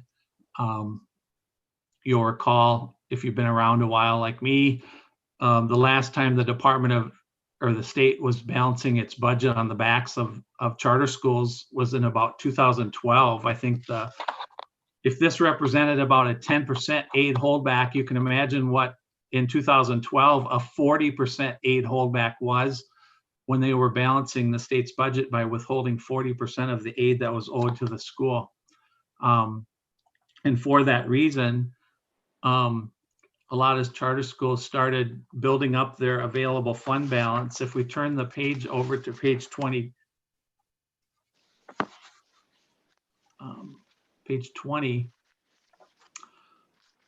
or page 26 of the PDF, you can see here the revenues in the general fund were at just short of $5.8 million in the general fund, and your expenditures were very comparable, very similar, $5.8 million. So the net change in fund balance was just short of $26,000. Auditors like to express the fund balance as a percentage of those expenditures. So you started the year with the fund balance that was 37.9% of expenditures, which is a very healthy fund balance. And you ended the year with a fund balance that was 37.2% of expenditures. And again, that was the reference I was making about the last time the state was balancing its budget. The amount that they withheld from the school was about 40% of what was owed to the school. And I would have told you a year ago that it was highly unlikely, given the state's economy, that we would see a year when the state would have to balance its budget by withholding that kind of a percentage of aid to balance the state's budget. I said, more than likely, I will have retired before we see that happen again. And then, I would have had no way of knowing that COVID was going to happen and, have a significant impact on the state's economy. Now, I have no idea what the state's going to do to balance a significant shortfall in the state's economy going into the 2021 legislative session. But what I do know is that because the Math and Science Academy has been highly, highly responsible with its finances, and in terms of having a very successful fund balance, it's been, highly successful in terms of what it's been able to do for you with your bond offering. Been very appealing as far as, being a good investment opportunity. It'll also serve you very well in terms of what we're up against, in terms of what the legislative session is going to look like. I think you'll be able to ride the storm better than the average charter school. And so congratulations, for that. But not that that makes anybody feel any better with, with what you're dealing with. But again, you're sitting better than the average charter school in that regard. The other thing auditors always like to look at are budget to actual outcome. So if we turn over to page 22 or page 28 of the PDF, the board approved budget for 2020 had revenues budgeted at $5,797,000. The top of the middle column there, the final amended budget was just short of $5.8 million. You can see the final actual amounts for the audit came in at $5,783,000 for a net variance of $13,413. or 0.2%. The total expenditures in the middle there were board approved budget at $5,795,000. The actual came in at $5,757,000 for a net variance of just short of $38,000 or 0.7%. Looking at the bottom line impact there, you can see that the board approved a budget that had the fund balance growing by just short of $2,000. It actually grew by about $26,000 for a net variance off to the far right there of $24,000. So very good budgeting, no surprises. What we say in the executive audit summary is We want those outcomes to be within 1 to 2% of either side of zero, on the theory that, you know, a 4% window is more than enough precision in your budget development and monitoring to have good enough guidance from a board's perspective, the guidance that you're giving your service provider, for them to have enough precision there to not have any regret one way or the other, whether you would have done more had you known or less, you know, things like that. We don't want it to be significantly better. We also don't want it to be significantly worse. And these obviously are well within those general guidelines, as they historically have been. You know, as a board, you're historically getting very, very good information upon which to make decisions. So no surprises there at all. The other page I've marked is page 61, just to emphasize there's two main deadlines in terms of the audits, you know, as far as the Department of Ed is concerned. The first being November 30th as a key deadline. We have to report to the Department of Ed what we say we audited by November 30th. The first column, there's a website where we key this information in. The first column represents what we say we audited. The second column represents what Bergen KDV uploads to the Department of Ed on your behalf. And you can have only very minor rounding differences every year by November 30th. This compliance requirement has been met as evidenced by this particular chart. And then because we're following governmental auditing standards, we have to issue this compliance letter on page 62 and 63, or page 70, page 72 and 73. Would not be the end of the world if we had a finding to report on this particular letter, but we had nothing to report once again for fiscal 2020, so that's always good. The last letter here is Minnesota legal compliance. Again, it would not be the end of the world if we had something to report. It's actually quite common. We had nothing to report for fiscal year 2020 for Minnesota legal compliance. The lack of prompt payment of bills is the most common finding for a charter school and a traditional school district. Second most common is the lack of sufficient collateral covering deposits is the second most common finding, but we had nothing to report for fiscal 20 for Math and Science Academy. So again, just to summarize the audit for this year, we have a clean opinion on your financial statements themselves. You have a clean opinion on your Yellow Book opinion letter, which you could have a finding either related to compliance or internal control, and you had no findings for either of those aspects. And you have a clean opinion on your Minnesota legal compliance letter. You also have a very healthy ending fund balance. You also had very good budget to actual outcomes for the year in terms of, you know, that 1 to 2% allowance that we kind of give as a general guidelines. You had very good outcomes all the way around. So it was a very good audit once again, all the way around. So with that, those are the things I wanted to chat with you about. Everything that we just talked about is in the executive audit summary.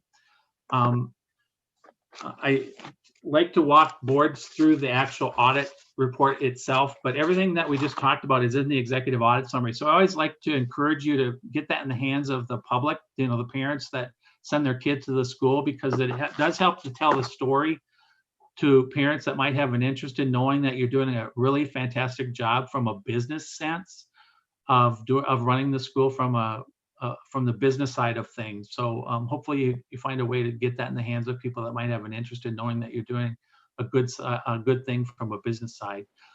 So with that, I'll see if anybody has any questions for me. It was very impressive. I was happy. So is there any other discussion on that item? That was a very thorough job. And we are, by the way, all of us had this in our hands and were to read it this weekend. So we should have all looked it over. Dennis, so we're coming in educated as best we can be from, you know, understanding it. Thank you for having me, by the way. And I apologize for interrupting there. I was just getting a little nervous about what that other school was worrying if I was missing the boat or something. Yeah, no, that's joining fine. Their meeting. All right. Well, if there's no further discussion, I would like to go ahead and approve the financial audit. Do I have a move for that to approve the financial audit, 12A? Cody will. Do I have a second? Jennifer will. Okay, I'm going to go ahead and roll call the vote. Dan Ellingston, Yes. Cody Schneip, Yes. Michelle Kurkowski, Yes. Gina Albers, Yes. Adam Barth, Yes. Robert Kruger, Yes, sorry. Jennifer Bardo, Yes. Maggie Burgraff, Yes. Annie Cardenas. Yes, that is all yes. Motion carries. Thank you very much, Dennis. Thank you all. All right, we'll head back now to our directors. Anything else on the director's report, John, before we head into Paula's student representative update? No? All right, I know there's some things you'll touch on later. Paula, what about you? Any updates that you'd like to share with us? The Student Advisory Council, right now, we're working in interest groups according to what we've decided. So far we're working on sex ed, mental health, diverse curriculum, and right now we're just in the research stage and looking to collaborate with teachers eventually. That's fantastic. Excellent, Paula. Well, thank you so much. All right. Well, gosh, I feel good after Eugene Piccolo was like, we shouldn't be spending a lot of time unpacking committees, because I did send out, please just have questions. This just may be the protocol. What do you say? We'll go through. If there's questions, the only thing we'll have to maybe look at the approval of the financials, and if Cody wants to have any extra in that, that's kind of an important one. But I'm going to go ahead and ask if there's any questions for academics with the notes. All right. Then annual fund. Any questions for annual fund? Right. Communications. Any questions for Maggie? I know that kind of came in later today, but they just met Wednesday. So hopefully you had a chance to look those over. Anything for personnel? All right. Then I'd like to move into anything extra in the finance area, Cody, that you'd like to talk about, and then you can move to approve those if you'd like. I'm not hearing you. Are you muted? Yeah.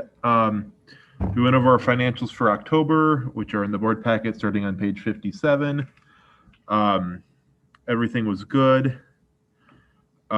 We talked about Dragon to the Max starting this week, I guess. And then the finance of our bonds is basically going through this week. I think John had a call with investors on Thursday, which I believe went pretty well. And we've spent 79% of our funds for the CARES Act. And we had a deadline that 75 needed to be spent by now, so we've met that, and then 100% have to be spent by December 30th. And then kind of to piggyback off, then we talked about the audit update as well, which we all just heard the presentation for, so we're good there. And then if you guys want to look on page 62 and 63 is our expenses for the year, and we are on track with our expenses. We're about 30% through the year, and we're at 33%. And then if you look down the column, the last column is percent of the working budget. A couple things are at like 80%. Those high things are the things we pay once a year, typically at the beginning of the year. So it's just one expense covers the whole year. Other than that, budget is still on track. And then, as I mentioned this last week, but I'll reiterate it again in case people missed it. We are now putting our credit card statement up there for everyone to see. And that, again, goes with the compliance he talked about earlier about paying our bills within the 30 days. So kind of taking the audit report and making sure we're in compliance all year long. You're muted, Annie.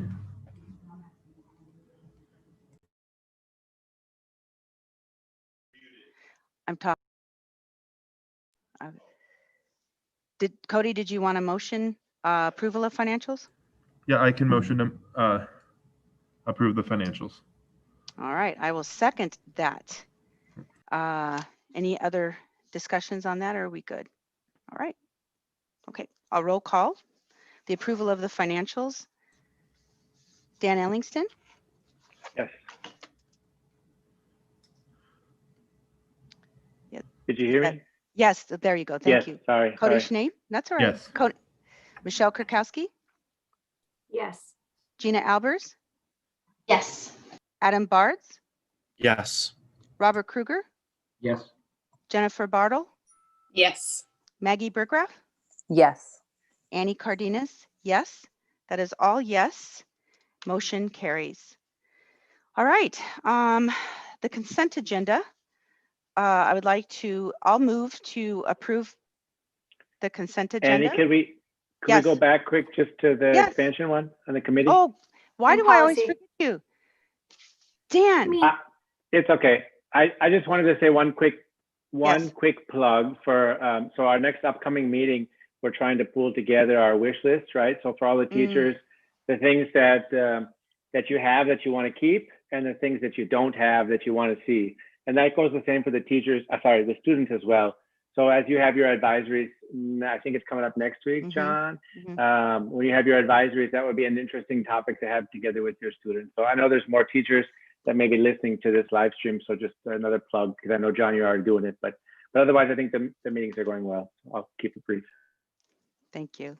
And policy, Ms. Kurkowski, I'm so sorry. Any questions on policy? So All for right. policy, Mhm. just a quick, remember the older unfinished, those couple of policies that we have down below. They're minor changes, so we shifted them to have more time at this meeting. And the Title IX policy group met, and we're waiting on some additional procedural and documentation. So we'll have it for you. It's in process. Okay, great. Thank you so much. All right, now let's move into the consent agenda, item 10. I'll move to approve the consent agenda. Do I have a second? Gina seconds it. Okay, so any discussion on that? Again, we added a 10A and a 10B with policy 524. Any questions for discussion? Okay, I'll go ahead and roll call a vote on that. Dan Ellingston, Yes. Cody Schneib, Yes. Michelle Kurkowski, Yes. Gina Albers, Yes. Adam Bartz, Yes. Robert Kruger, Yes. Jennifer Bartle, Yes. Maggie Burgraff, Yes. Annie Cardenas, yes. That is all yes. Motion carries. All right, as we were discussed, items 11A through C I sent in with the workshop notes that we'll be postponing those till December. Michelle gave a little talk on that. So I'm going to head down just to 11D. That's a discussion on just the strategic plan. Once again, Don Helmstetter is coming in for our strategic plan in January. One of the things he really wanted us to just every time before we hit January, where he's going to start leading us through this SWOT process, the strength, weakness, opportunity, and threats. Just some of the buzzwords that we want to just kind of have in our head, unintended consequences when we make decisions, especially attached, I think, to threats. And then good is the enemy of great, kind of have that in our head as kind of always in it. As a leading phrase, and then minimizing variables. So he just every month before we hit this, January with that strategic plan, just to get those in our head. All right, and hopefully you saw his bio, pretty impressive. We're pretty lucky to have him. So that got sent to you also. All right, so now we are going to move into our discussion and decision items for business. We've already approved 12A. Do I have a move to approve 12B? Approve mid-year staff climate survey. Do I have a motion for that? This is Rob, I move. Do I have a second? This is Adam. I'll second. Okay. So those were, I brought up the mid-year staff, and I think John had the climate from last time also. So is there any questions? Because these will get packaged separately. I don't know why we're separately. John, my discussion is why aren't they put in one survey for staff? Why am I sending out one and then you're sending out one? That was confusing to me.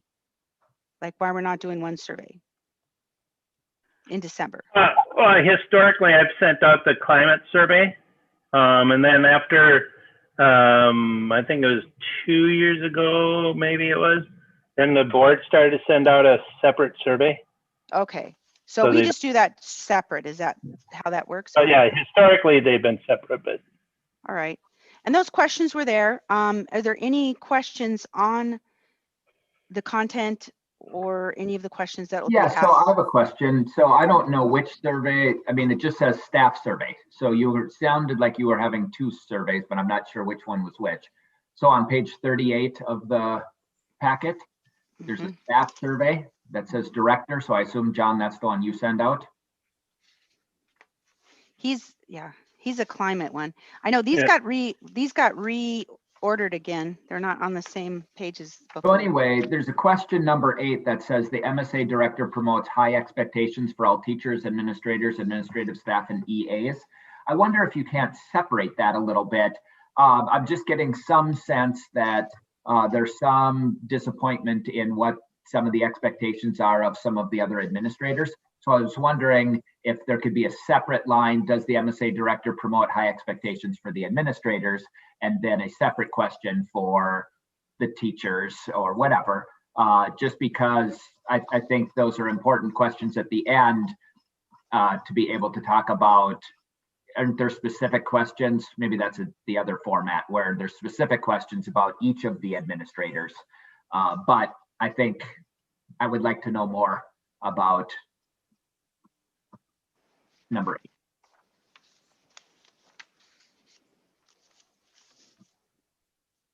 8. What do you think, John? Yes? Is that number? I'm trying to find what 38. I don't see.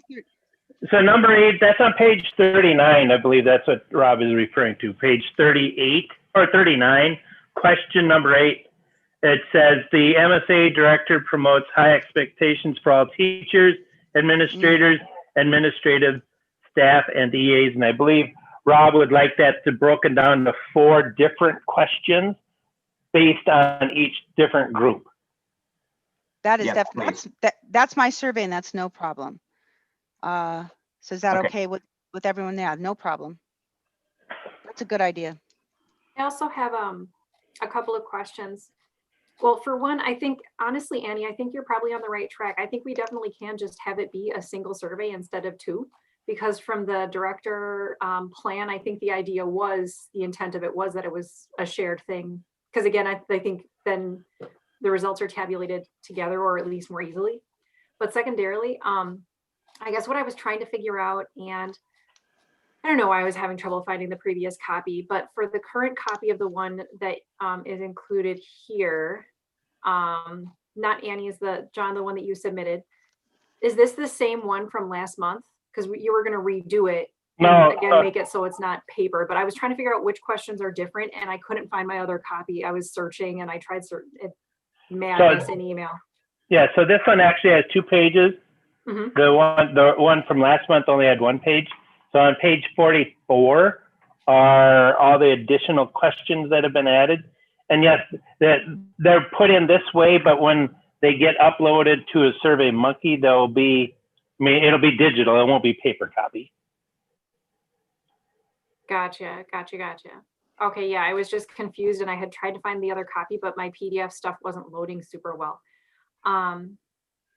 So then I think I would say, I don't know, what do you all think? Is it, I don't know, I would say I think that it's okay to have it be just have one survey together, especially if there are questions that are sort of like duplicate ideas. I think one survey is good. Plus, then we can see the results all together. And I think that would. Yeah, I think 2 surveys are, especially in December, is a little much. Especially, you'll probably have other surveys with COVID now that we're doing that. I don't know if we, John, you and I want to get together and see which ones are similar, and then we combine them, or separate, and have one survey sent out in December. Yeah, we could do that. We'll have to change the goals, because on the goals, they're referencing 2 separate surveys. The one for my goals, they're referencing the board survey and then the climate survey that I send out. Could we not have a single survey with two subheadings, one that says board goals and the other says climate survey, just so that it's like a singular thing that you're completing?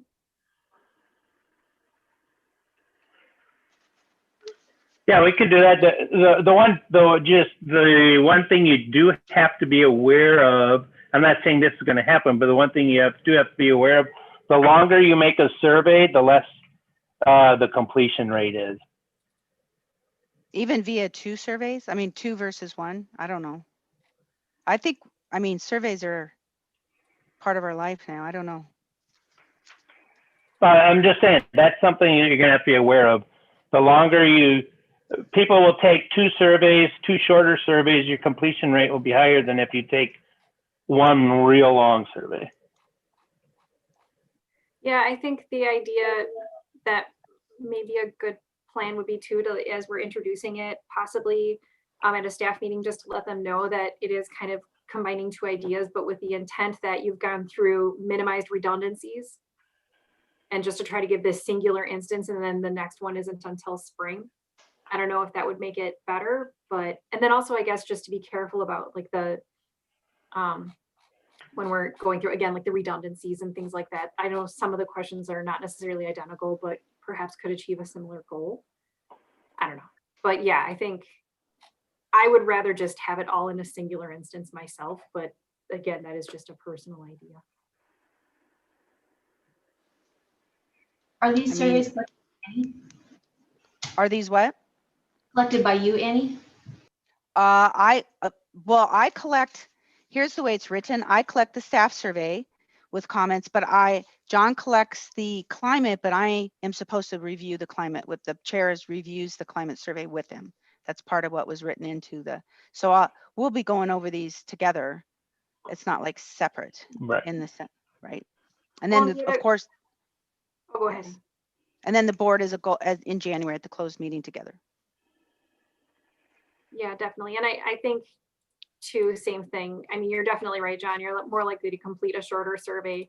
And I mean, if we get a couple of reminders, but maybe just, you know, some real honesty with the staff and just to say, look, like it's a little bit longer, but this is trying to achieve, you know, like a larger goal at once, you know, trying to be Band-Aid situation. And if they really seem opposed, we can, you know, do two different ones, I guess, but check in and see which one they're more likely to do.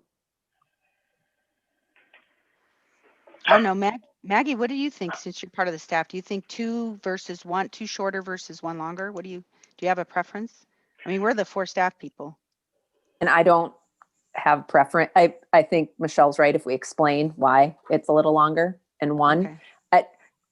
There's going to be people who prefer both, you know, some people are going to prefer the 2 shorter. I think if it's all in 1 and there are repeating questions, that gets weird. You know, or things that are similar, because then I just answered this like 7 clicks ago. And then, so, you know, if we need them to be similar, then I say 2 separate. You know, I don't know, but I do have a question on page 38. It says updated 12.2020. It isn't yet December. I didn't know what 12.2020 meant, or if that's when it's filled out. So that's when the updated information is. I think that's when it's supposed to go out for 12/2020. That's like the updated for this year, because this was taken, part of them were taken last year. Yeah. Okay. And then, yeah, it's my way of saying, oh, it's for this December. Updated from last year, from 12/2019. Well, actually, there was no staff survey 2019, only the climate, I think. Okay. All right. So anyway, we do have a all staff meeting on December 9th. So, I mean, if you wanted to, we could bring it to the staff and let them do a vote on it and see which one, or at least have that information so you're aware what the staff is going to do. If it's 50-50 or close to it, yeah, I guess at that point, I don't know if it matters. All you know, but if it's, you know, 60-40, 70-30, then obviously you probably want to do the one that's higher. All right. If you would, John, could you just ask them and survey that part, and then we'll decide from there. If that's okay with the board, that if the staff survey comes out, we'll just go ahead and run it separate. But if it comes out to where there's a preference for all of them together, we'll run that, if that's That's you okay. still, yeah, you still have time, we can do that on the December board meeting. Decide how you want to do it because you'll have that additional information from the staff. Well, December, we want to give this before we leave for winter break. Right. This survey, Oh, right? yeah, that's right. Yeah, And you're it's right. December 21st is our board meeting. You're right. You're right. Yeah. So, I mean, all we would be doing is 2 separate versus 1 and get rid of Right. redundancy. So, they're approving the board. I feel like the board members are approving what we have here. It's just, do we do it in Right. 2 and do we knock Yep. off redundancy? So is that, What about at our department meetings? We have a department meeting next week. We can just ask our departments and give some feedback to John. all right, Nailed there you it. go. Nice. Yeah, because it would be nice for me. Think about my life right now. I mean, if John and I are trying to get rid of some of these redundancy. I mean, I'm thinking December 9th and winter break's coming up. It's like, how am I even going to have time for any of this? So that would be giving me a little more time to do a good job. Not because I'm lazy, just telling you. All right. All right. So any other discussion? All right. Then we are going to approve the mid-year staff climate surveys, and thank you for the flexibility for that. So I'm going to take a roll call vote. Dan Ellingston, Yes. Cody Schneip, Yes. Michelle Kurkowski, Yes. Gina Albers, Yes. Adam Bartz, Yes. Robert Kruger, Yes. Jennifer Bartle, Yes. Maggie Burgraff, Yes. Annie Cardenas, yes. So it's all yes, motion carries. All right, looking at I'll go ahead and move to approve the world's best workforce. Do I have a second? This is Gina. I'll second. Okay, so 12C.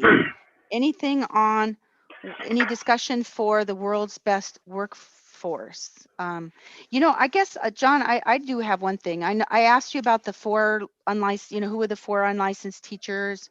We were not clear on that. And I also said, because it was due to COVID-19, that these are unlicensed teachers. And then I asked you when we met about, did you post for FIAD, for example? And you said, yes, you posted for June. So these were all posted to look for people, not just, that was my main question, is that to achieve, high quality teachers, etc. Right, and I do, yes, they were. And then I do have a correction on page 190. And that actually talks to what you're saying, Annie. I talked with Mr. Johnson who filled this out. We when we were going through this. So if you're on page 190, it's the 1, 2, 3, 4, 5, 6, 7 bullet down. It reads MSA currently has 4 out of field teachers out of 35. That should read 3, not 4. It currently has 3 out of field teachers out of 35.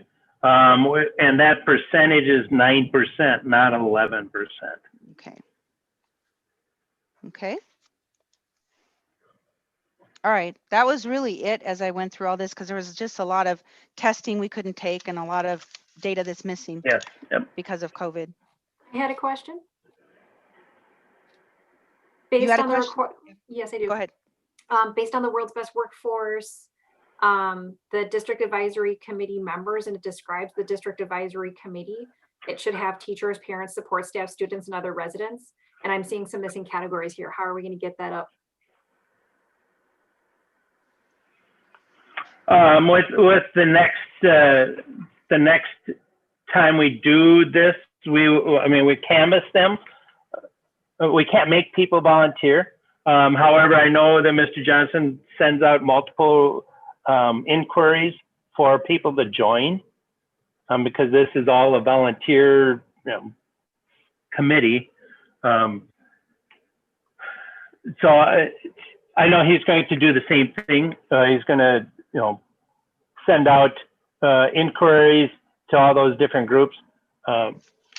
We have a student member on the board of directors, which I'm not going to put any pressure on her, but would be a great person to add to this group. Or if she had a friend or 2 that would love to join, it would be a great opportunity for those students to get involved in the school. And because the focus of the World's Best Workforce really is how are we going to go about meeting the needs as our students leave MSA and go forward and do fantastic things. So, oh, go ahead, Paul, go ahead.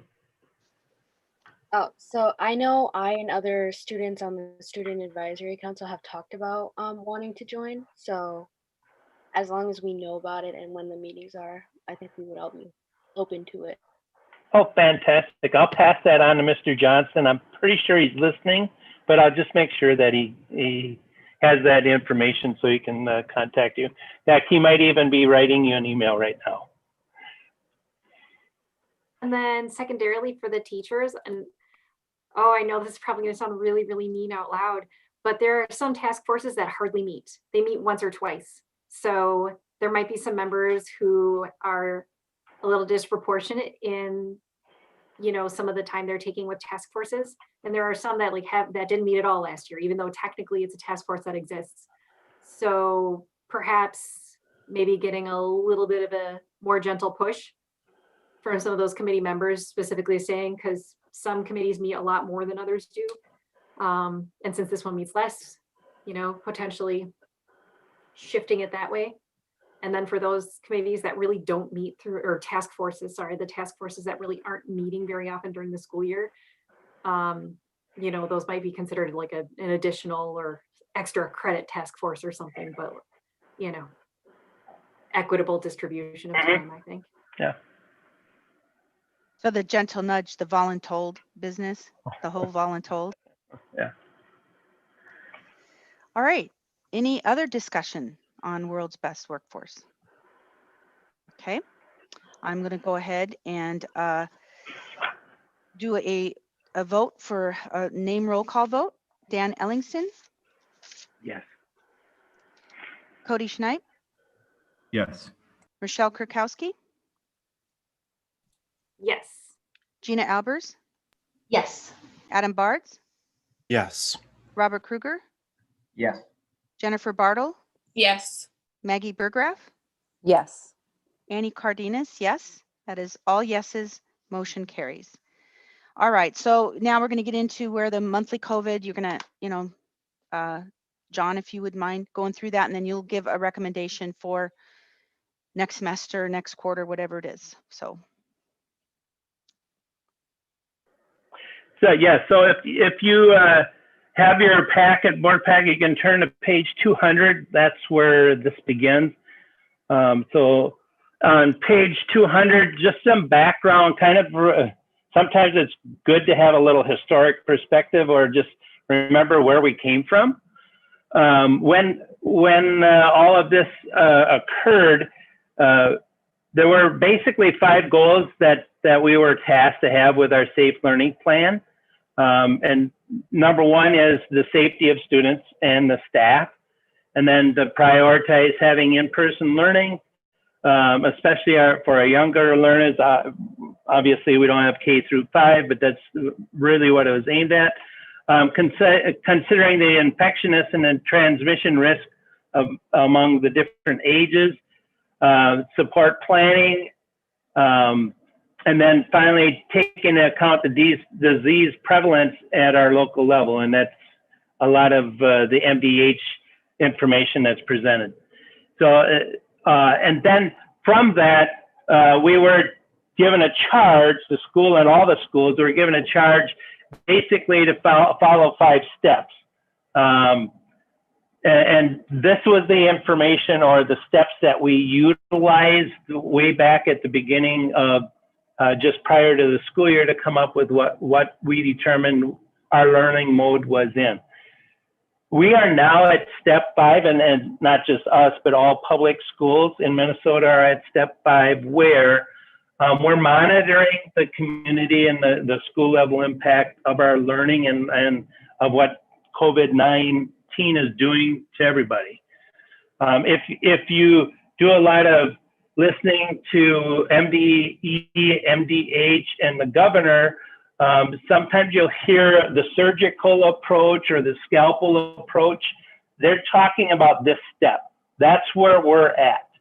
So when you, for example, Anoka, Hennepin, school district came out and said they were going to do sports, but they were going to distance learning, they were using the scalpel approach to justify being able to do that.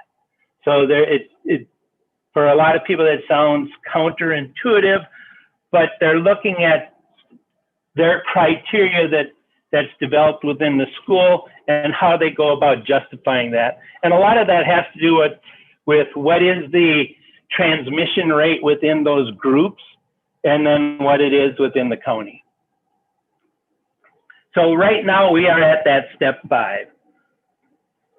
So the question then really becomes, I'm now on page 201, and please, if you have any questions, please feel free. I don't want this to be a long dissertation or a lecture, so to speak. So if you have questions, please make sure you ask. So now I'm on page 201, and really the question is, what scenario should we start second semester in? So to look at that, we have to understand a number of things. Things have changed since the beginning of the school year. There have been some updates to the planning guide, and there have also been some updates to MDH's guidelines and how they interpret things. So please be aware of what we're looking at tonight is not going to be the same as what it was when the school started, because some of the science has changed, some definitions have changed, how we go about this has changed from what we started the school year with. So we really have to think about where we're at now and what is the best scenario when we come back for the second semester. So we're basically, the approach that I took is to take the criteria and look at the same criteria that we used at the beginning of the school year, and then added a couple of more, and we'll see those at the end. The 6 criteria that we looked at the beginning of the school year, I have those listed for you, and we're going to go through each one of those individually. So the first one is, what is the county case rate? And as you can see, just like the rest of the state, we're on our way up. A month ago, the talk of being at 100 seems ridiculous. There's only one county right now in Minnesota that is not in all distance learning above 50. So our rate is, right now, today was at 130. Well, that was yesterday, I should say. The week-long projection, is to keep on rising. So we're going to be at 165 cases per 10,000. And this is just Washington County. So that number is continually going up. When it comes down, there's a good, anybody's guess, I guess. The other part of this that we have to also consider that we're not looking at because we don't have any data on right now is what is going to be the influenza rate for our staff and students, and influenza being both influenza A and B.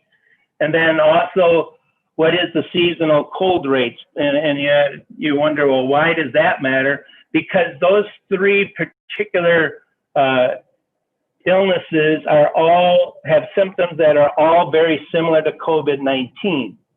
So based on the criteria that we have, you could actually have a common cold, but because you are experiencing those similar symptoms to COVID-19, you would be required to stay home. So all of those things, even though we're not tracking them or requiring people to stay home, obviously with a common cold, they come into place because they eliminate a student from being able to come on campus, because based on the COVID-19 protocol, they're experiencing or displaying symptoms that are very similar to COVID-19, which would require them to stay home. They would not be able to be in person. So that is one thing. One thing you have to really be cognizant of And we're coming into cold and flu season, traditional flu season, and that typically runs through March. And we don't have that data calculated into anything that we're discussing right now. So just be aware of that. One other thing you should be aware of, yesterday we were notified that we have a staff member that has tested positive for COVID. So we did our contact tracing. We identified a close contact, another staff member as a close contact. So now we have 2 teachers that are now either in quarantine or in isolation mode. The staff member that's in quarantine, it's 14 days from the last day of exposure. And then the person that has that tested positive, it's a minimum of 10 days that they will be in isolation.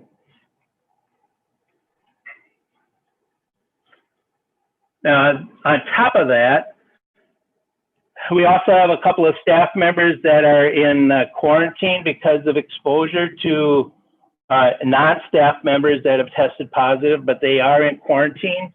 And then this morning I was notified that one of our contractors has been exposed to a person that was positive. So they are now doing their quarantine and they won't be able to come back on the campus until after this Friday. So it is real. It's starting. We haven't had this in the past. It's starting. We're starting to see it. So just some information that you have to be aware of. That this is real and it's starting to impact MSA now. The other part of that is 833 has transitioned or is in transitioning to going all distance learning. So they will all be in distance learning effective December 7th. So the second part of that then is the transportation. If we were to go in person of some sort, all in person or more realistic maybe, partial in person, is can we provide the transportation? District 833 obviously is still responsible for our transportation. Because they are now going to be all distance learning, they've suspended their transportation services until further notice, effective December 7th.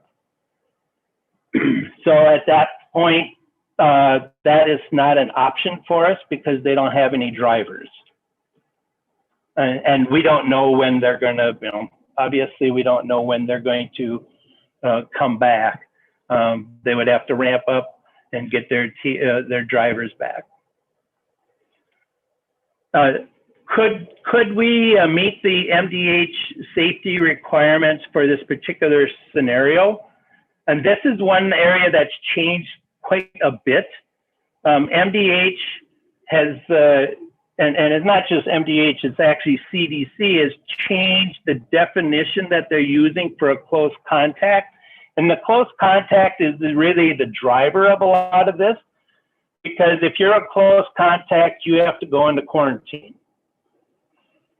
And they have changed the definition of a close contact and to read a close contact is someone who is within 6 feet of an infected person for a cumulative total of 15 minutes or more over a 24-hour period, starting from 2 days before the illness onset, or if it's an asymptomatic patient, 2 days prior to the test specimen collection until the time the patient is isolated. What this means then, and this is the one part that's been the shift working with the regional support team, is that they're now focusing, and I'm not advocating that we have to do this, and this is the liberal approach, I would call it, that we take, but it is one that a majority of school districts are now taking, where you count up the total minutes that a student is in contact with another student. And when I say in contact, we're talking about close contact within 6 feet, because that's the definition of what becomes a close contact. So if you're in a classroom and you're doing a group activity and you happen to be at the same table working with them, every minute that those students are interacting, you would have to document and count as minutes towards being a close contact. Should one of those group members become infected or find out they have a positive test, and those group members were working for 10 minutes and that's all, and they had no other contact, none of those students would be considered a close contact. However, if they were working for 20 minutes in that same group and one of them were to come down as positive, every member of that group would then be considered a close contact and they would all have to self-quarantine. And you're looking at whoever is within a 6-foot radius, basically, assuming everybody is wearing a mask. You're looking at a 6-foot radius, and inside of that, those are people that could potentially be a close contact. If you're sitting in a classroom and you're 12 feet away from a student, all of those minutes you're sitting in that classroom would not count towards being a close contact.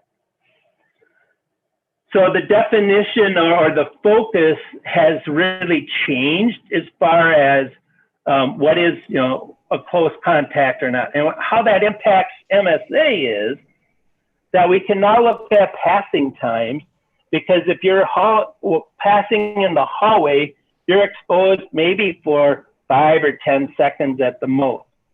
So passing in the hallway, as long as everybody is masked, cumulatively over the day is not going to be more than 15 minutes. So that means you can have hallway passing time and not have to do complete one-ways, having people going outdoors through, where there would be snow or anything of that nature. Now, John, does that have to be 6 foot mandated, or does that all, you also have to keep 6 feet, or that's changed? No, so because I asked that, ideally they would like you to, when possible, to keep that 6 foot distance because it eliminates the time frame. Yeah. But if you're within the 6 foot distance, you just have to keep track of how much time those. So, for example, let's say Mrs. Cardenas releases her students. Instead of letting them go one at a time, she says, "Okay, go to your next class." And you have 2 students walking together, and they're going from building A all the way to building D. Well, let's say they take them 4 minutes to get to building D. So they now have 4 minutes of close contact, assuming they're walking next to each other or are within 6 feet. So they could get 4 minutes of close contact time. If you do 3 of those passing times and they happen to have all the classes together, they would have a total of 12 minutes throughout the day. If they did the 4th of one more passing time, or at the end of the day, they stood around and talked for an additional 4 minutes, now they have 16 minutes. Now they're a close contact. Now they're running the risk, if you want to think of it that way, of if one of those 2, or maybe a group of 3, becomes positive, then the other 2 or 1 would have to be quarantined. But the passing time now is looked at in a different frame of mind, rather than you must be 6 feet apart. Is we want them 6 feet apart so the clock doesn't start. But if they're within 6 feet, as long as you're documenting that time and it doesn't exceed 15 minutes, the students in theory are okay. Okay. So that's the new interpretation coming from the regional support teams. So the teachers can clearly, if they know that they're going to have group work, they'll be able to track in class. But where is this getting reported and aggregated for everybody else? And then are you also relying on the students to self-report that they, like, I'm I'm friends with Cody. I'm walking to and from buildings with Cody because we share a bunch of classes. Are you relying on Cody and I to self-report? Are there going to be monitors? How is this going to be accumulated when they're not in a classroom? So thank you for that question, Adam. To mitigate or minimize that passing time, when we release students, we would release them from the class one at a time. And the directions are, you go directly to your class. There is no congregating because those are the minutes you want to avoid. So students would be released. They go directly to their class. They get in the classroom. They go to their assigned seat. And as long as we have them all mitigated or 6 feet or more separated, we're good. And it's not just the teachers. It would be everybody on campus that is going to keep a log, and it does become quite a documenting burden, but everybody that is on campus will document who is in their room and for how long that they're in the room. If a student were to take off their mask or somebody else takes off their mask, that would need to be documented, because if a student were to have their mask off and come back as positive, that's a very different scenario than if they have a mask on and you're maintaining that 6 feet of social distancing. So it does become a very more intensive documenting. So you can have, basically you got to have that all those documents to do your contact tracing. Some additional guidelines for that Mr. Johnston just sent out today. We actually worked on that from an administrative team to get those procedures in place so that we can, rather than, it's formalized rather than having to go back and converse directly with the person that's positive of as far as who are you in contact with. We have that documented, so we can just pull up a document and say, okay, let's just say I came down positive. We just pull up my records to see who I came in contact with for those days. And then we know, then we can look at how many minutes, count them up to see if there's a close contact or not. But yes, it does require a lot of additional documentation, and not just while they're in the classroom, but also lunchrooms. And that's why you have to have assigned seating. Make sure all the students are seated where they're supposed to be. But in essence, part of this, having time to sit close to other people is not a good thing when it comes to contact tracing or becoming a close contact. You want to maintain your 6 feet of distance whenever possible. But overall arching idea is, as long as you keep it under 15 minutes in a 24 period time, you are not going to be considered a close contact. Now, that doesn't mean you couldn't come down with a symptom. It's just that for MDH reporting purposes and for contact purposes, you would not be required to quarantine.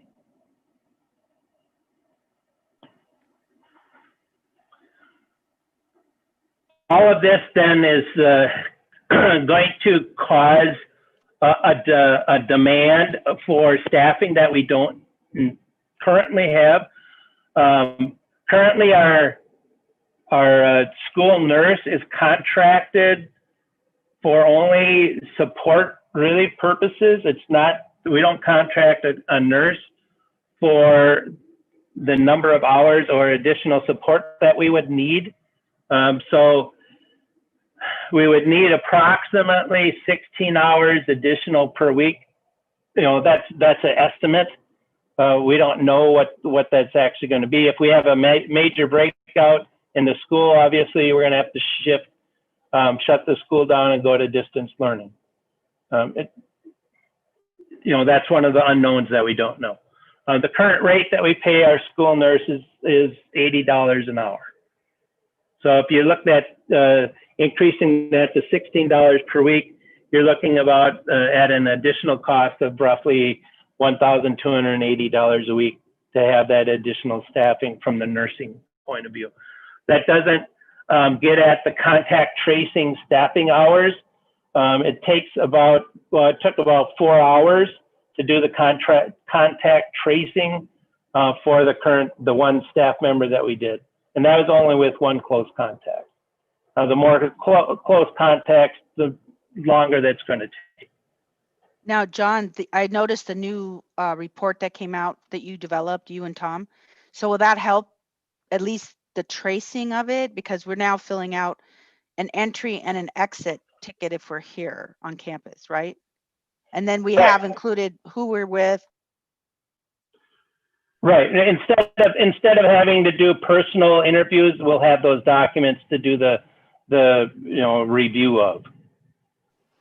And then when we're talking people in classrooms, so less than half, I know we'll get to that, less than half of our students are coming, would do a virtual, if hybrid scenario. So you're looking at what, 4 to 7 kids in a classroom at a time, is that right? Yeah, right around that range, yes. Yep. John, no, go ahead. I have a question about the nurse. As far as the nurse goes, could you have a health aide? What is the nurse doing for us? Sitting there waiting for kids that don't feel well, they go to the nurse, or what is a nurse doing for $80 an hour? That seems like a lot. So the nurse on site would be, a lot of it would be there for, most of it is referencing. And I'm not saying that we'd necessarily have them sitting in there because we don't typically have a nurse on site sitting there. We usually do it virtually, and it's kind of as needed. So they're basically on call. The nurse that we currently have works with another school, and she actually is going to go on maternity leave. So we're going to get her replacement, works with a couple other schools. So they wouldn't typically be on site, but they're available for, okay, we have somebody that happens to have COVID, and we need, most of it's for referencing purposes to make sure we're following the right protocol. And then the contact tracing as well to make sure that we're doing that correctly. I wouldn't want to put somebody that's not trained in that position just because you're dealing with a lot of safety issues. And you're also dealing with some private information as well.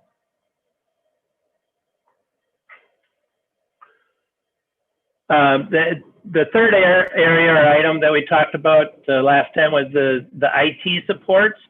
Currently, we have not upgraded anything, and part of that is because if we were to upgrade, we would be required to start a contract. And currently, we don't need the additional support. Once we go to a hybrid scenario, we would have to enter into a contract, excuse me, and then the time basically would start. Typically, the contract's for a year. So once we decided we were going to go to a hybrid scenario, we would need to up our availability as far as our broadband goes. Justin sent me a fairly long, lengthy email basically explaining all of this. I tried to boil it down into 2 fairly layman's term ideas. Number one, ideally, the fiber optic is the gold standard. If we go to fiber optic, we basically could hold, that gives us the ability to allow up to roughly 400 teachers to stream. So that's obviously more than we need. But if you think about students on campus, a lot of what we're talking about is the teacher streaming, but most students are also going to be online and doing things. And some some students will have more than one device. They'll have their phone on, they'll have a number of different apps opened up. So that number you can start to approach and not even realize it. Now, I'm not saying we're going to, but that's kind of the gold standard, so to speak, is to get that fiber optic in. And if our Give to the Max goes well, and that's what we've really designated the vast majority of the Give to the Max money for, is to get that fiber optic in line. If we have enough Give to the Max money, or if we were to reallocate some funds, that would obviously require a board action. We could still get that fiber optic in by January, so we would be good to go as far as the start of the second semester. If you're looking or thinking about cost, once you get the fiber optic in, it costs about $300 a month in addition to what we're currently paying. And then there's it's about a $20,000 installation cost that we'd have to pay. So there is some cost to going to the fiber optic. The one benefit about that is we would most likely have it installed in the building B instead of A. And then in building B, because A and B are connected, that would not really be an issue as far as transmission goes. But having the fiber optic installed into building B would definitely help building C and building D's internet capacity and ability to transmit data, because right now, currently, we send a signal from building C and D all the way wirelessly over to building A. And, you know, distance obviously is much shorter between B and D and B and C than it is from building A. If we were not able to get the fiber optic line in, we could upgrade our current system to 35 megabytes per second for really a fairly small cost. It's roughly $10 a month more. So that would give us some additional capacity. We don't know if that would be enough until we get everybody on campus and start streaming. If it wasn't, we do have hotspots that we could deploy to kind of mitigate some of that. So we could patchwork it, so to speak, together to make it work. So on this one, John, yes. Are we waiting then? I mean, is there a decision point for this installation? What would be the decision point to go to fiber, I guess? Yeah. Well, if the Give to the Max comes back and we've raised enough money for the fiber optic, then we would proceed forward. Obviously, we bring that back to the board and go through the finance committee, but then we could proceed forward. And we may do that regardless. And I think these numbers sound better. At one time, we were getting close to 100,000, right? It was like 85,000 right. or something, if I remember. And then we started to say, okay, at what point do we say we wait till our next building because we're putting a lot of money in it? But at 20,000, and the whole board has to agree, but I would agree that this seems to be a smaller number and it's needed, assuming eventually we get back on campus, right? So, right. Okay, that helps. Thank you. I want to give an update. Tom sent out an email a little bit ago. So far, they've raised 7,000 for Give to the Max or whatever it is, and we're just on day one. And then I also acquired a $2,000 grant to help towards these upgrades too. So we're getting there. So any parents watching, we appreciate any donations. Thank you. And that is not, that is a very shameless plug. Thank you, Cody. I appreciate your willingness to do that. The next item, unless there's other questions, I don't see any hands raised, so I'll move on. The next item then is adequate staffing available. We kind of alluded to that just briefly earlier this meeting, but fundamentally it comes down to, you know, if you don't have a work staff or staffing, specifically teachers, if you don't have the teachers to teach, it's kind of hard to have a class. with the 19 total staff members that would not come to work, there's really there's no way to replace them. If you said, no, if one were to say, well, you have to come on campus, or we have to find a replacement for you. If they provide a doctor's note that says they need to, work remotely, you have to afford them the opportunity to work remotely, which means then you have to absorb the cost of a substitute monitor or somebody in the classroom that's monitoring their class. I kind of broke down what that costs. I would not recommend getting substitute teachers because we would cannibalize our substitute list. And we don't, number one, we don't have enough substitute teachers to replace all the teachers to begin with. But the cost for a substitute is about $160 a day. A cost for a monitor, just somebody to sit there and basically to supervise the students like a study hall type thing, is approximately $98 a day. So I guess I'm really disappointed in this because it's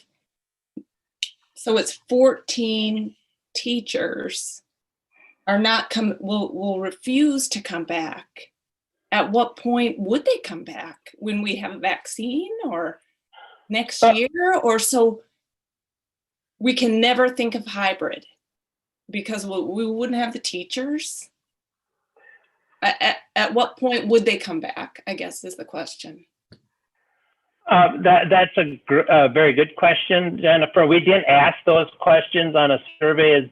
Would you come back if there's a vaccine? I think right now, and part of the reason why you saw such a dramatic increase from the beginning of the year, which was 6, I believe, staff members total that wouldn't be on campus, to now the large increase. A lot of it has to do with this is real now. This is in our back door, and I don't know what would it take. I mean, if there's a vaccine available and it's they're claiming 95% effective, I heard today, would they come back? We never asked that question. So that would be probably a question for a future survey. If we have a vaccine available, would you be willing to come back then? Fundamentally, I guess, if I have a staff member that's going to choose between family and a job, that's a tough question to ask anybody to have to choose. Do we have the money to pay for substitutes and monitors? Well, no, not with well, there's always money available. You're going to have to reallocate what you have. The budget that is passed currently, we have a very, very, very small budget surplus. I believe it's right around $1,200. So you could, if you wanted to, do some kind of reallocation to make that budget deficit up. That's going to be really, you have to be really creative to do that. Fundamentally, I would say, with what we've already promised in contracts and things, I don't think that's possible if it stays at that number. Michelle, I saw you had your hand up. Yeah, and I will specify too, just as we're going through, I know the results and things like that are in there, but just to specify a couple of kind of specific things. The teachers were asked whether or not which model we would prefer, and we're given different options. And then we're asked to respond individually to John, because again, you don't want to have published like medical information that's publicly available. We have a right to privacy. And so asking us specifically to reply just to him, whether we actually have health reasons, like documented health reasons with ourselves or immediate family, like within household, that would, prevent us from coming in a safe fashion. And so when we're looking at, there's a variation in the number between those who, which model would you prefer versus whether or not you would come in. And I think the idea of the phrasing is a little unusual. If you would refuse to come in, I mean, I don't know that it necessarily counts as refusing to come in if you have an immunocompromised child and you don't want their life to be in danger. So I think that that's kind of a thing we have to think about when we're using a phrase like refusing to come in. That makes it seem a little bit more almost voluntary.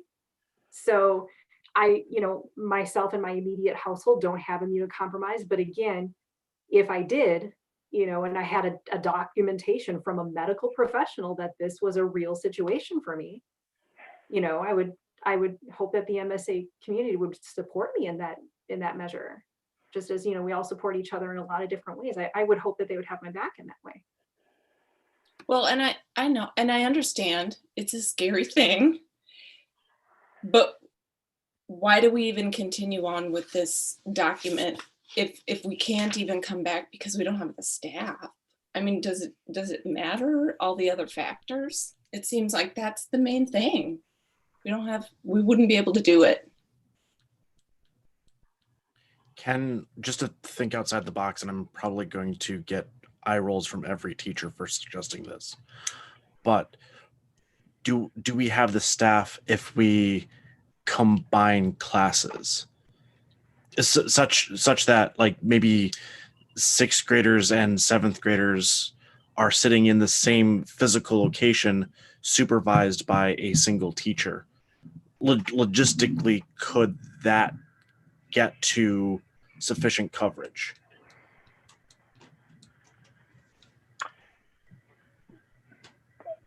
So like a gym or something, is that what you're like suggesting? Something bigger, a bigger classroom? Yeah. So that way all the students would be supervised by the teachers that are able to come back. There would not be an immediate need for a monitor or a substitute, but it would then meet all like the supervision requirements. You get into a weird scenario where the supervising teacher wouldn't necessarily be able to answer questions about coursework because let's just use hard numbers here. 7 students in 6th grade and 7 students in 7th grade are in the same physical room. The teacher is a 6th grade teacher, wouldn't be able to answer questions necessarily for the coursework for the 7th grade teacher, but we're meeting the supervision requirements. Well, I think the problem there would be is that so the executive order of John, if you're saying they have so we have a 38% teacher won't come back because they have the medical condition themselves or somebody in their household has a medical condition, versus 70% of teachers on the survey said they like distant learning and would rather do that. So we have the serious one is the 38% so the executive order says that they have to be provided a monitor. If indeed they come with a doctor's note, they have to be provided a monitor at school.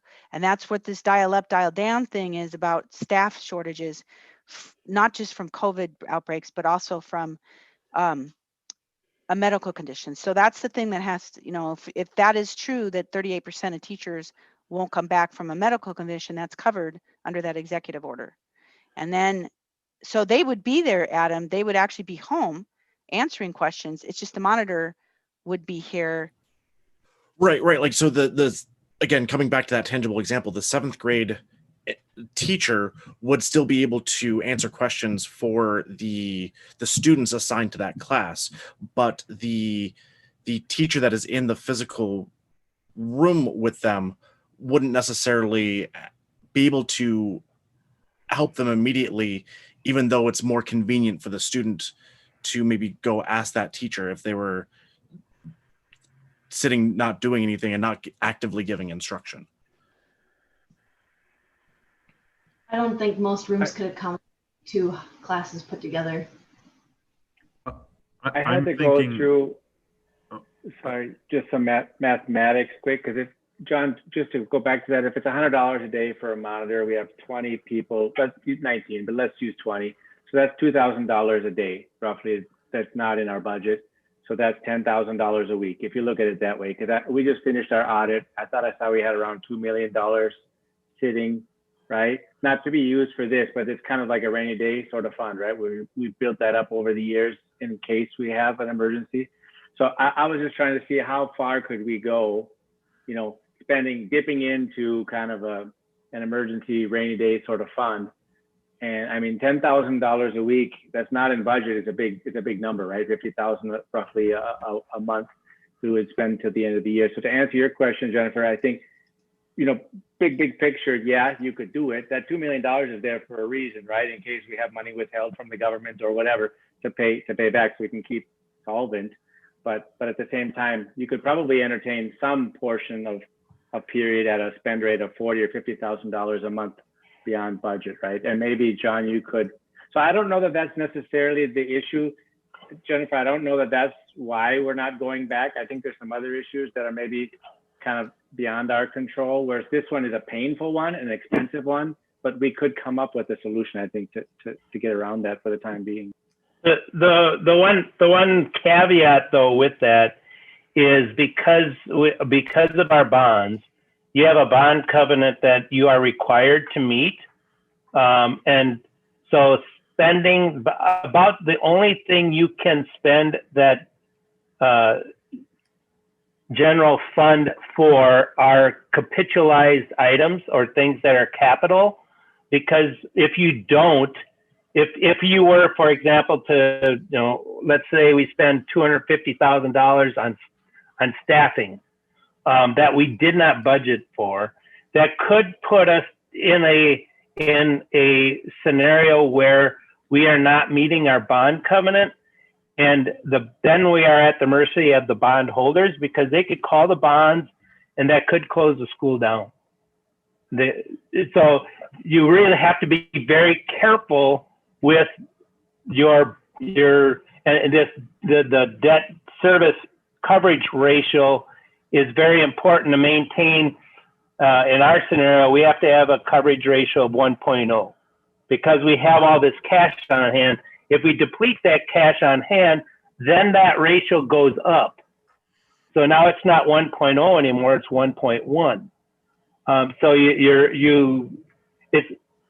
it's a little more complicated than saying we got this money in the bank that we can use, because there's a lot of strings tied to that money that you can and cannot use it for because of those bonds that you have.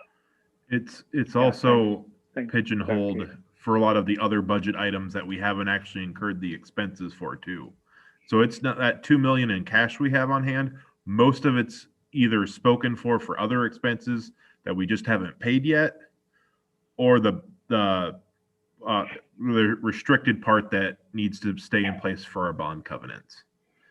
So it's not just as simple as I have this extra money, I can spend it. But one thing I was thinking, for instance, we could take the gym, which is a pretty big space, and we could, is there a limit to how many students one person can monitor? Oh, you can have a monitor as far as, no, they can monitor per day. They can monitor as many people as you can, socially distance. The one thing you have to be aware of, the gym is also a classroom. So by taking that classroom away, you have now eliminated the Phy-Ed class. Okay. Well, I was just thinking we could have one monitor. If they can monitor half of the classes of those, that 40%, we only have one monitor that we need to pay for instead of 7 monitors. But you're right, it would take away that classroom. And one thing I was just going to say we need to be mindful of, I think Eugene was challenging all of us to say that we need to keep it at a pretty high level. If we're not being tasked to brainstorm different ideas, right? That's supposed to be done by the administration. And I like the idea that we come in with some different challenges and whatnot. But I just want to remind us all that we're supposed to be making a decision based on the recommendation that kind of is brought forward here by John. And if we have questions on why that recommendation, I think those are fair game. by coming up with different ideas. At least I'll try to keep my mouth quiet and put them in through the COVID-19 plans and whatnot, right? So those task force or committees. I just, we've kind of transitioned down to item 5, where what are the budget constraints, and we've kind of talked about a lot of those already. The one thing that just for, I hate to bring in dark clouds, but it's also my job to make sure you're fully informed. The one thing that is going to be hanging over all of this, if you're looking at trying to tap into the general fund, is there are a lot of discussions at the state level.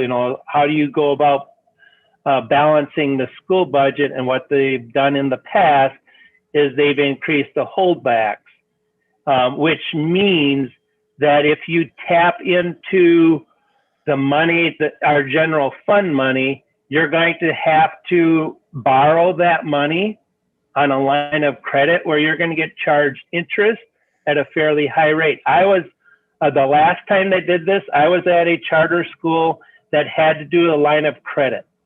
And for a lack of a better word, it's almost like loan sharking, because they've got you over a barrel and they're going to charge you a fairly high interest rate because of a lot of schools fail. They'll default on their loans and they'll close.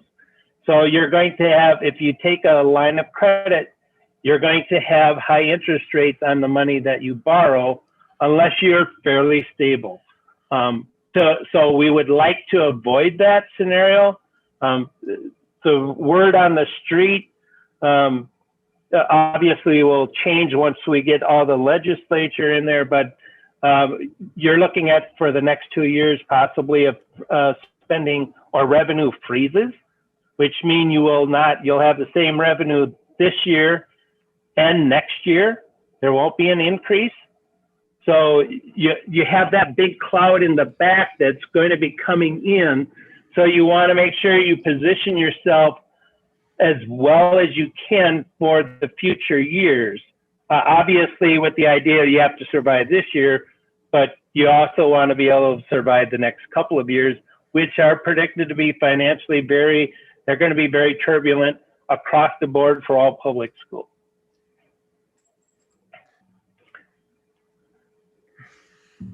So budget constraints, we kind of talked about those.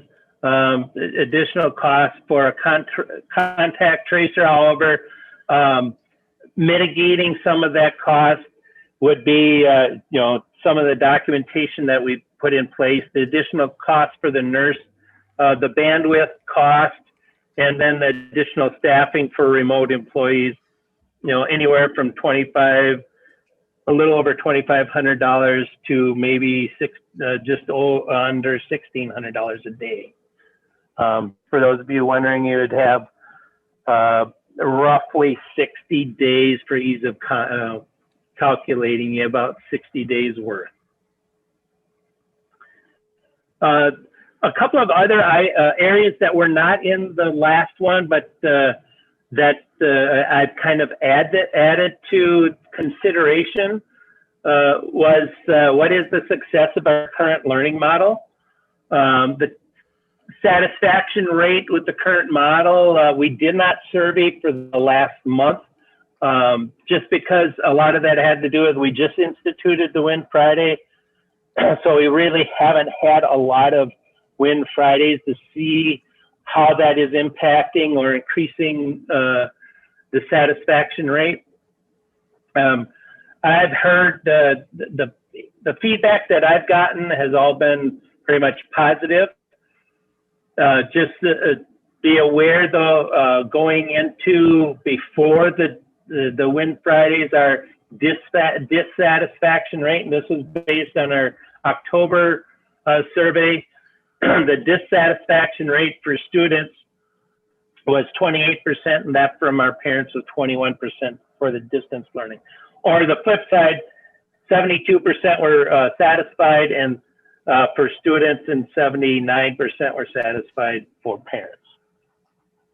So if you look at your current learning model, although everybody agrees we would love to have students on campus, we are doing a very good job, especially when I listen with the directors meeting every Tuesday across the state.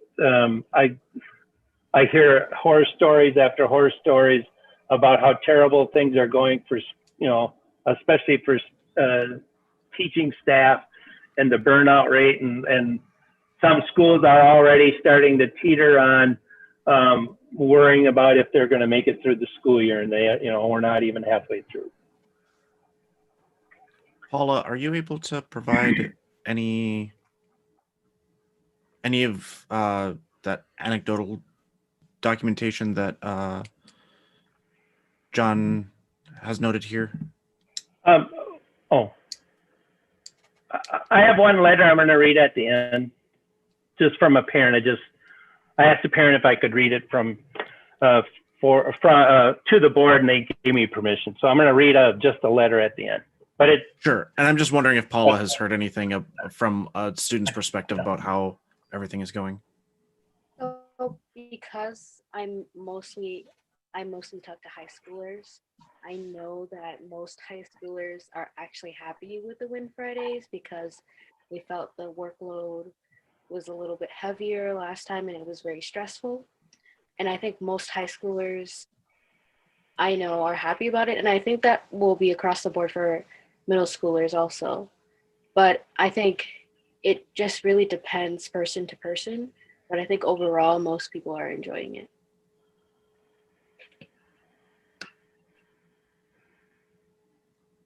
Thanks for sharing that, Paula. Another area that I added was activities, just because we have been having activities come back on campus until recently anyway. The idea initially was to have, have smaller groups that could meet outside in pods so we could do the contact tracing. And then we would want to suspend any inside groups if we went over 100. Well, we're over 100 already, and we have had a positive case. So at this point in time, I would recommend that all, and I'm going to kind of change this. I would recommend that all activities at this time be suspended until our numbers come down, just because we now have had a positive case at MSA and we're way over 100. And to me, having students come on campus, you're just running a risk. And there was a scenario that actually Dan had shared with me. It's kind of a predictor. Based on our current rate, if you had just 15 students on campus in a group, the chances are that one of them would be positive is over 50%. So, and that obviously number goes up and up. And if you have the scenario where you have 100 students on campus, the likelihood, the risk assessment is basically a tool that's used, would be that there's a 99% chance that somebody's going to have at least one person has COVID-19 in that group. But so John, those are like so I would imagine we would follow South Wash and all of those numbers anyway. So they would be, so what I'm saying is, I'm just talking about we're probably in a closed distant learning anyway in that situation, right? So I don't know where you know what I'm saying, versus the discussion of hybrid versus not. That's my question. Right. So I would just say if where we're at right now, I think maintains, you're looking at, if you were to go to a hybrid scenario with where we're at currently, your likelihood of having a student on campus with COVID would be, there's 99% chance of that happening. But we wouldn't probably be hybrid. Well, I'm just saying, no, I'm just saying if you were, yes. I would hope we weren't, but. There are some additional factors, and that's kind of the survey that Mrs. Punsack compiled for us. The partially in person, and this is all based on parent feedback, 203 students would be coming back in person partially, and this was the survey that was sent out a little over a week ago. Of those 203 students, 111 would come in on Mondays and Tuesdays. 92 are scheduled to come in on Wednesdays and Thursdays. So we would have a total of 269 students that signed up for distance learning. We did have a number of them that did not return the survey. They would be automatically put into the distance learning pool.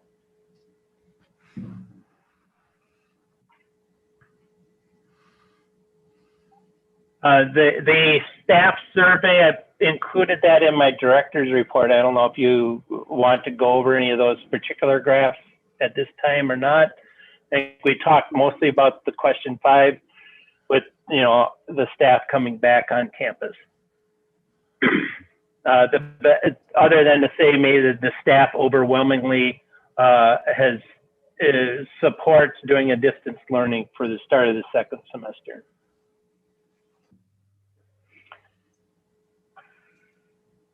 How long would this scenario last? I mean, you could go till the end of the school year. My recommendation is not to do what a lot of the school districts have done for the first semester. I call it the yo-yo effect, where they're bouncing between scenarios back and forth based on rates. I think it's very wise, and we've gotten a lot of positive feedback about picking a scenario and staying with it, so that you avoid that bouncing back and forth. And for a lot of our students, that alone is so disruptive that their learning will stop. So I think it's very important that you pick a scenario and we stick with it. I would recommend that we pick a scenario through the end of spring break, ideally waiting until April 2nd has passed. By waiting until April 2nd to pass, you've built in 3 weeks after spring break. And so any major outbreaks from spring break or people leaving or traveling, that bubble, so to speak, would have passed. You've given 3 weeks time for that event basically to work itself through. So you're not bringing in, I would not recommend bringing students in right after spring break, because you're going to have all kinds of, some people are going to go places, and who knows, you've just increased your risk rate by having it immediately after spring break. So my recommendation would be, if you go that route, to do a time frame until April 2nd. Obviously, as an individual schools, an MDE is really given a lot of leeway to individual schools to make the decision. Not a single director that I've talked with across the state has been told by MDE or MDH what to do. The regional support teams basically have come back with, they're there to support you. They're not going to help you make the decision. They're just going to basically ask you questions and support whatever decision you make. Finally, I guess my recommendation would be to continue with the distance learning, especially given our infection rates in the county, through April 2nd. And then at the board meeting on March 16th, we reevaluate to see if we can bring back teachers and students and staff after that, beginning that next week in April, or sometime after that, shortly after that, to do some kind of a hybrid learning. Obviously, we have to wait and look at at that time, if the infection rates are still way high like they are right now, the decision might be the same. But I think it's important to relook at it at that time, because just as we've seen since the beginning of school, things do change, and that gives us some leeway, because if the vaccine comes out, it's 95% effective, and we have people in droves getting inoculated, the sentiment about I want to stay home may change, and in person may become much more viable. I personally would hesitate recommending going all second semester distance learning. I would much rather, my recommendation would be to go to April 2nd. April 2nd is end of third quarter, is that right? Yeah, it's right around that time frame, yes. And then the April 2nd is, we do have that day is scheduled no school day. Then I would like to close with an email that I received from a parent who happens also to be a advisor.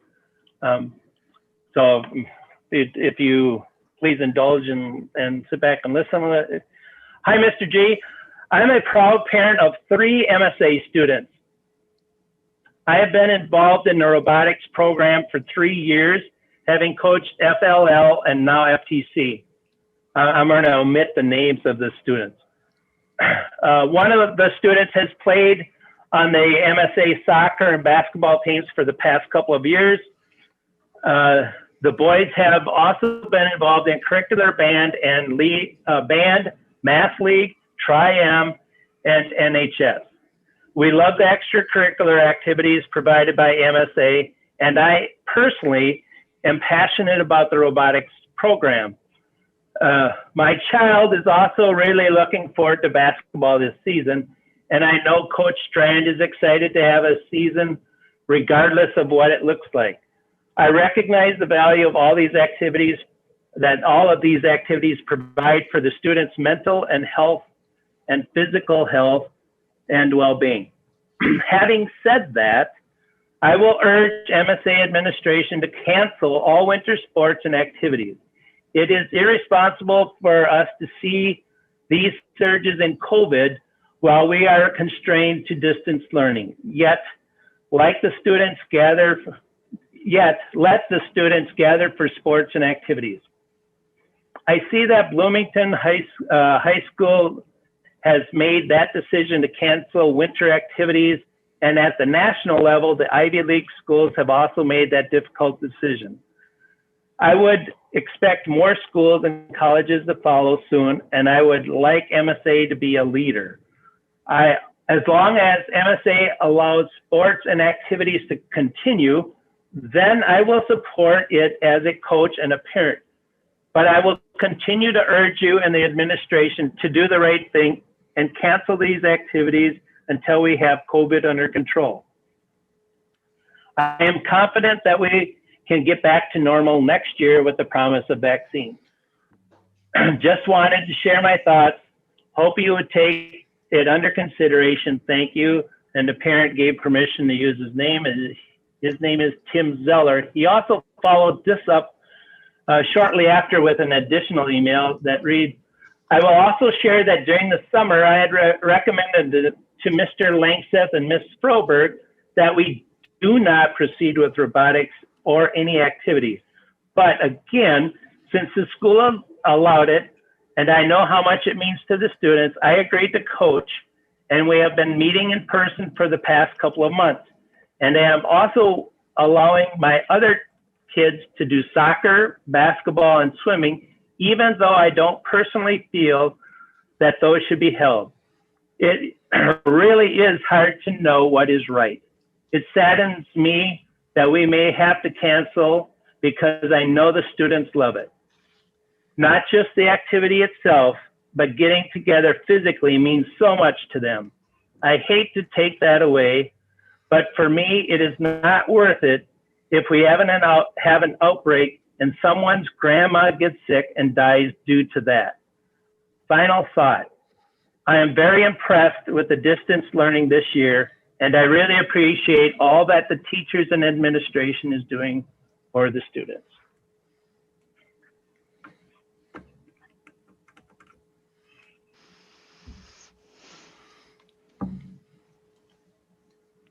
Well, anybody else with other discussions? I mean, I personally am kind of heartbroken in a lot of ways. I mean, I look at, you know, the amount of kids struggling on page 180, 197, 199, 198. You know, we have 38% students that want to come back because they're struggling, and a lot of support for 504s, IEPs. And I actually got to personally look at the names of those that aren't on this list that are coming back. And they're coming back not because of academics, but because of, you know, just social emotional. So, I mean, I don't know what to say. I also feel there's a component of me that's scared to come back because I'm not sure we have things intact to provide safety. We don't know how, you know, there's so many questions still as far as the getting these things ready, these processes that probably should have. I mean, I know Walls said, you know, we're supposed to have a COVID plan. We're supposed to have processes in place. We're supposed to have things done by now. And I feel they're not done by now. And so now it's like, okay, I feel that's somebody dropped the ball. So I don't know who that is, but you know, so I don't know. It's quite the year. I feel bad for these kids.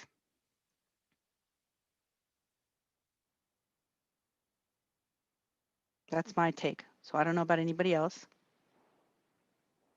I did not actually receive your, it wasn't in the board packet. I did all my prep work yesterday because I taught all day, 3 preps today. And again, anyone teaching, I hope everyone out there listening understands I'm teaching 3 preps. I've never taught like this before. And all of the teachers here are doing the same. We're spending a lot of hours. So I couldn't get to the actual, I didn't know that was in the packet, your recommendation. I told you that this morning when we met. So I didn't have any kind of baseline for us to tease out with a motion.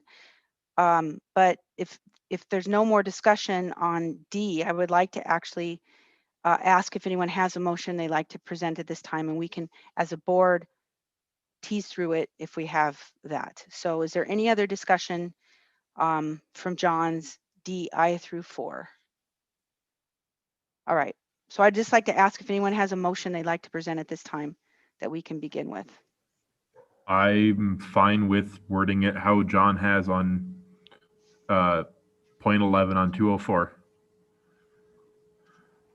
Motion to continue distance learning with WIN Fridays through April 2nd with a review by the Board of Directors at the March 16th meeting. Insight groups will not, or we could just leave it at that. Second that one. Second that one? Okay. All right. So are we gonna, is it, Cody, Wait, just make who sure is the Michelle official has it. second? Wrong. Yeah. So read, did you get that, Michelle, that motion? I have the, I'll just copy and paste from the packet. I just want to make sure I get the second. All right. We will do a roll call vote then. Dan Ellingston, Yes. Cody Oh, wait. Schneid? Actually, can we have a discussion on it first? Yes. Oh, yes, absolutely. Okay. So my question is, with that, will the COVID liaison group continue? And so with because the teachers were asked about the hybrid plans, and we had a few minutes to talk about it, but will there be more teacher involvement with figuring out those details prior to that time of reevaluation? Yeah, yes, that discussion will continue on because ultimately I anticipate, I hope anyway, that we will have some type of hybrid scenario before the school year's out. And yeah, go ahead, Gina. The state has allowed extra days for planning for teachers, Yep. though it does take away from currently planned calendar days for in-school, but to plan for that transition so that if the board does decide come March 16th that after April 2nd we can, we have some days we can play with on either side of that if we needed them or decided that it was important and the teachers wanted to do that, to have time to plan for that transition, because it will be a lot to have to figure out, and to have those days would be invaluable to many teachers, I believe. And then also just thinking about the fact that we'll have to have that hybrid plan delineated so that people can be surveyed based on what that hybrid plan actually, or partially in-person plan truly looks like, so that we're fully aware before people vote whether or not they do want to come back. That's all. I just want to make that like on the record. Yep. Is there a way we can put off this decision until the December meeting to see what the numbers look like?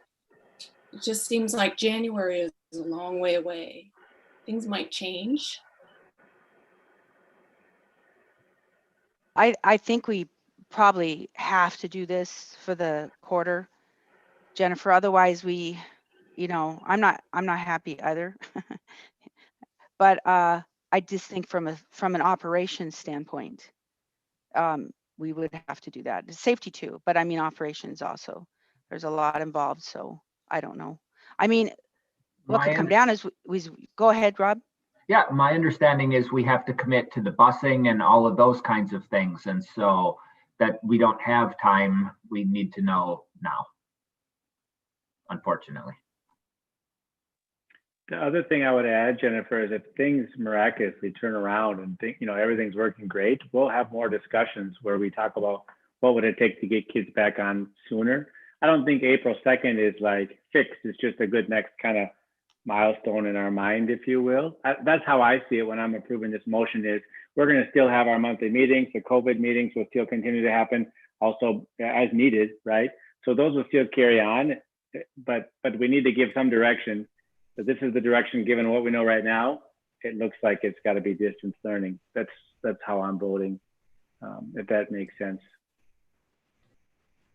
And based on that same information, there's no reason that we couldn't make a decision earlier than that. Like if numbers drastically drop in January, we could discuss going to hybrid in February. I think having the March as a checkpoint is good as a target, but we need to also be on top of all the information that's coming in as well. Or at least provided accurate and protocols in place. It's the protocols in place I have an issue with. I don't know. There's a lot of things that have to happen with hybrid. Are you washing walls down? Who's doing that? Who's doing the seating in the lunchrooms? What kind of 4 different release times? I mean, all of this really, honestly, should have been kind of looked at, but I would like that actually hammered out and procedures done and procedures figured out how that's going to look with kids. That's the operations part also I'm talking about, and hybrid and not fiber optics also, is important, or at least to have Wi-Fi. And I don't know with the teacher situation, I don't know how to 40% of staff. That's something I don't know how to overcome that, but I guess you look for people and you get them in place. But staff shortage is one of the dialing mechanisms on 20-80 is if you don't have enough staff, you have to go distant learning. That's one of the measures of shutting school from one to the other. Is there any other discussions? All right, can we read that motion back? Michelle has something, but she's muted. I was on mute because I was still finishing typing the last few sentences before I could say mine.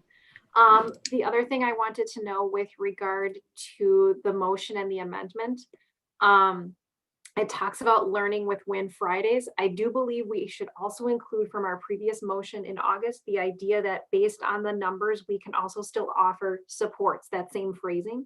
So then if those numbers do go down prior to us being able to reevaluate or do things like that, we can have students coming on for additional services or for enrichment activity. You know what I mean? I want to keep that. Is it okay to include that as part of this motion, or what do you all think? Again, based on numbers, but I want us to be able to still I'm fine using that old motion and just change the dates. Can you read the old motion? So the previous motion said, because Minnesota Governor Tim Walz issued Emergency Executive Order 20-82 on July 30th, 2020, and the Safe Learning Plan for 2021. Oh, sorry, hang on. I have to, which one, which was the one? I think it was September or October? It was September, right? I think we might have changed it. I don't remember. To When did allow we- supports. If it has supports in there, then it's the new one. Okay. Sorry, the other one was the first one. Sorry, y'all, I'm scrolling like mad through a whole bunch of my different. Okay, yeah. So it says, because Minnesota Governor Tim Walz issued emergency blah, blah, blah, the director will implement distance learning plan for the first semester with monthly evaluations of MSA at MSA board meetings. Within this distance learning model, and while MSA qualifies for less restrictive scenario under MDE guidelines, the MSA director will use his discretion to approve on-campus student support services. Services is a broad term that encompasses both academic and social emotional needs. It is not indicating that this is a hybrid learning environment, but as enrichment, 504, IEP support, and for extracurricular and social emotional needs. We don't have to have the whole statement, but I thought we should at least have some of it. So again, we don't have to re-motion later. We can just kind of encompass what we've learned so far, that we can sandwich it in there. Or do you feel like you want to keep them separate? I like it. I'd say keep it and just change the applicable semester number. Or whatever. Options are different, so I think an amendment would be more suitable. So to leave it as it is and then amend for support as needed? Yeah, I could make that amendment. Oh, okay, so we have to, so we had the original motion, so. So you're Do you saying want- amend it for till March to April 2nd? Is that what you're saying, Gina? Take No, that I would include supports. Our original motion that Cody made plus supports. So we have to do a second motion after we vote on this one to amend it to include the support? I would you move could to just- amend, and then somebody would have to second it. Okay. But can we read it again? So I know. Read it again, the whole thing again, before we amend. Motion. Hang on. Or can I just withdraw my motion and then us use the new verbiage with the support? Yeah, you and the person who seconded it would have to withdraw your support for it.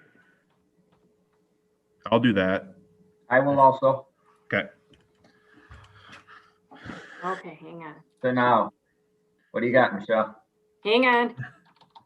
Oh, come on, type faster. The Vikings are on. Oh, dang it. I'm an NBA girl. I'm waiting for the 22nd, man. Yeah, I'm good waiting luck. for it. All right. So if I have this, I can say the entirety of it except change. So because Minnesota Governor Tim Walz issued Emergency Executive Order 20-82 on July 30th, 2020, and the Safe Learning Plan for the 2021, the MSA director will implement the distance learning model until April 2nd. So instead of first semester, I'll change it until April 2nd, with monthly evaluations at MSA board meetings.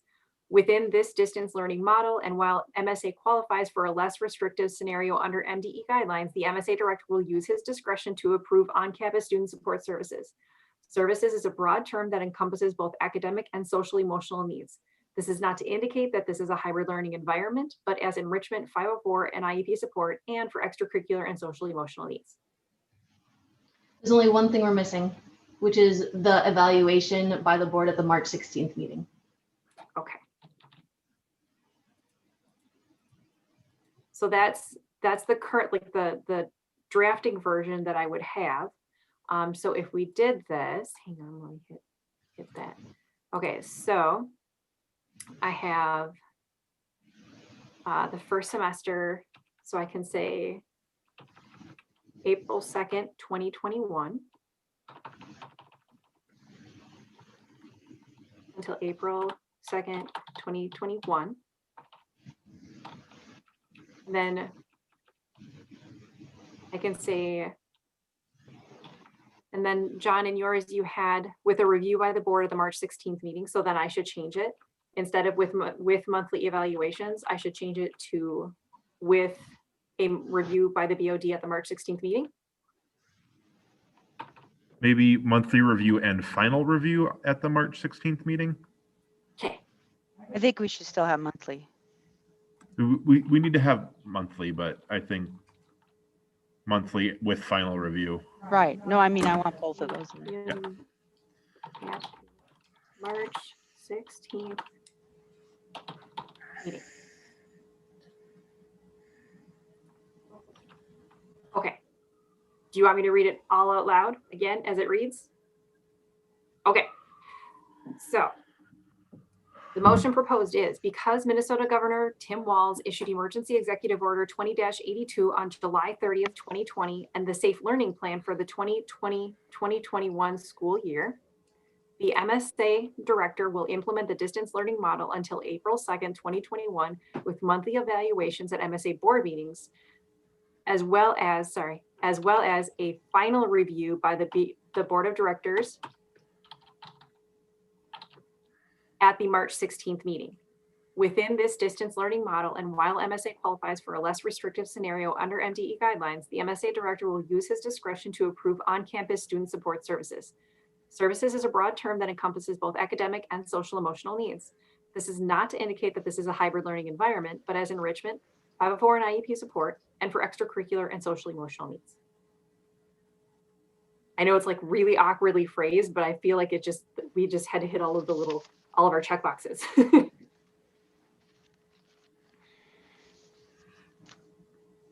I will motion to what she said.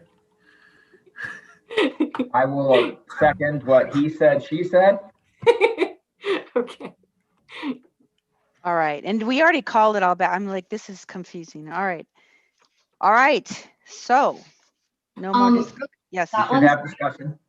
Now we discuss. Does that cover then what John recommended for that inside groups would not meet because we're giving him that power to decide that? Okay, great. Okay, that's all. And that also Yeah. gives him the discretion for when Fridays as well, correct? Okay. Yeah. And what about sports? Is that still up in the air? Do we follow 833? Winter sports? It's the way it's worded. It's John's discretion based off of the numbers from MDE or the guidelines.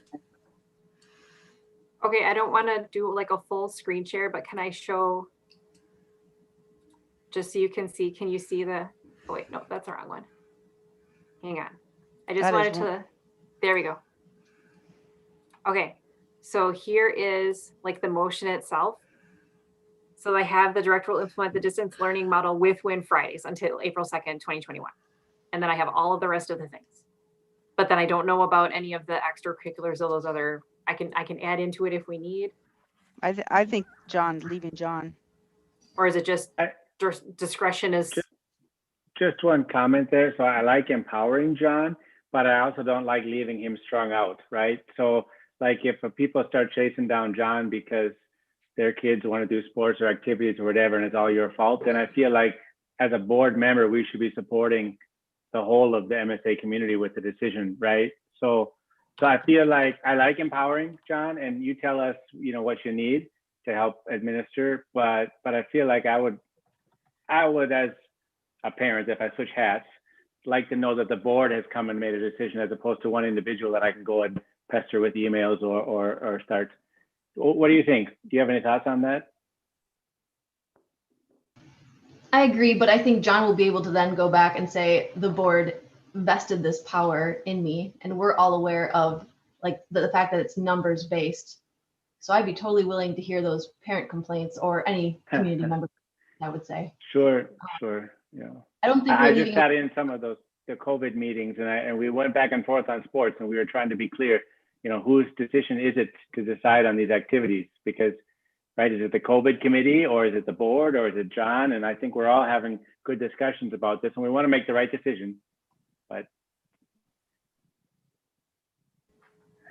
I don't know. What does John think? So I would fall back to basically what's in the recommendation.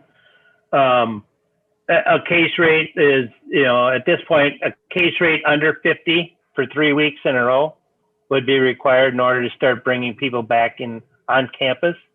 Obviously, that's going to be a little different for groups that are meeting outdoors. The caveat amongst all of this is that we don't have any positive cases at MSA. If we have positive cases at MSA, I think that's pretty much a non-starter for most schools, our size anyway, because the last thing you want to do is have a staff member come in and all of a sudden, you've now wiped out, and I use that word, not in a derogatory way, other than they're now self-quarantining for, you could have 6 staff members very easily all of a sudden have to go to self-quarantine, which we would not want to have. So my guidelines basically, I'd come back to, the case rate basically is, which is still a high number, but if we are at 0 positive cases within the school, that goes back to that MDE scalpel approach idea, that if we are a safe school and the numbers are low enough in the community, that the possibility of a transmission is much less than if we're at the numbers where we are now. So, if you were to ask me what's my take, I'm going to go back to my recommendation, and that's basically going to be my guideline. So I guess, John, then I feel if you're comfortable with this, recommendation as we have written it as the board support, behind you, then I'm fine with that. I just wanted to make sure we weren't putting too much on you, right? And I'm happy to make an amendment to include that last part of inside groups would not meet until county rates are lower than 100 for a 2-week period of time and no positive cases at MSA are reported at the end of the original motion.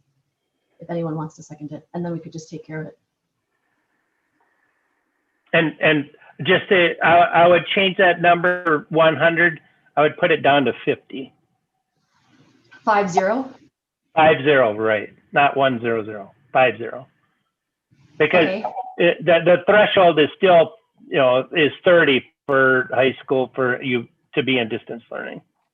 Okay, I move to amend the motion to include that inside groups would not meet until county rates are lower than 50 for a 2-week period of time and no positive cases at MSA are reported to the end of the original motion. This is Maggie, and I'll second that. Okay, so now we have discussion on that amendment. And we have a discussion. Now we can vote on that amendment. All right, everyone ready?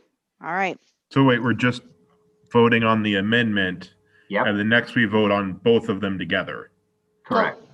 No, Yep. Oh, and then I didn't- passes, that covers it. If it gets denied, then it goes back to the original motion.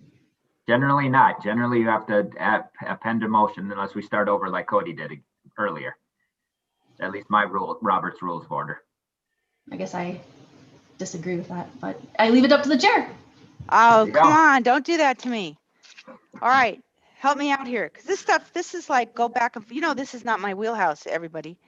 All right, so I think the amended meant we vote on and then that's it. We don't have to go back. I think I agree with Gina on this. That's fine. I disagree, but I am glad to vote on it.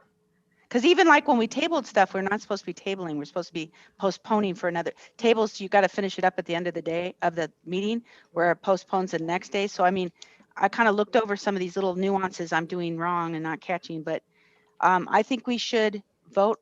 I think we could vote on the one we just amended. Does everyone agree? Help me out here, people. No? I'm happy to vote on all of it. All right. Do we need it reread? Is everyone good? I'm good. You good, everyone? Okay. I'm going to go ahead and vote. Dan Ellingston, Yes. Cody Schneip, Yes. Michelle Kurkowski, Yes. Gina Albers, Yes. Adam Bartz, Yes. Robert Kruger, Yes. Jennifer Bartle, Yes. Maggie Burgraff, Yes. Annie Cardenas, yes, and this is a hard yes. All right, all in favor? Motion carries. All right, let's, this is just rough. All right. So really, I just want to say future BODs, you all know what's coming up. We've got a lot going on. So that's that. And then dates and times of the upcoming BOD workshop. Again, I did ask everyone to let me know if you can't make it, because it's that first Monday of winter break for us. And I just want to make sure we have a quorum. I don't know how it got scheduled that way, but it is. So let me know. That's, you can see December 21st for both workshop and our for the meeting. Okay, so I'd like to motion to adjourn. I'll move. Do I have a second? This is Maggie. I'll second. Okay, and I'd like to go ahead and roll call, and I'll call time. Dan Ellingston, Yes. Cody Schneip, Yes. Michelle Kurkowski, Yes. Gina Albers, Yes. Adam Bards, Yes. Robert Kruger, Yes. Jennifer Bartle, Yes. Maggie Burgraff, Yes. Annie Cardenas, yes. And I am motioning to adjourn at 8:56. And with a heavy heart, have a nice evening. John, can I do a quick screen share with you, John and Annie? Just, can I do a quick screen share before we like close the stream, just so I could double check that I had, like, I think I got everything correctly, but can I just do a double check that I typed it? It was in my head, but I just want to make sure I typed it as we had. Oh, Okay, sure. just a quick screen share. And Gina, stay on too, because and Cody. Okay, so just a quick screen share. Just will you read through it? Because we had like 4 different, we had so many. Can you make it bigger? Can you make Michelle? it bigger? You got some elderlies, Yeah. at least me. Yeah, my vision isn't as good as it used to be either. Is that better?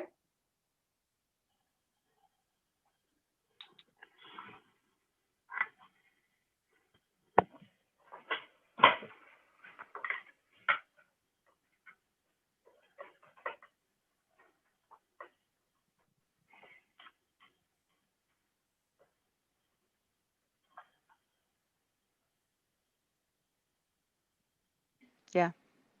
I think I got it. I think you did.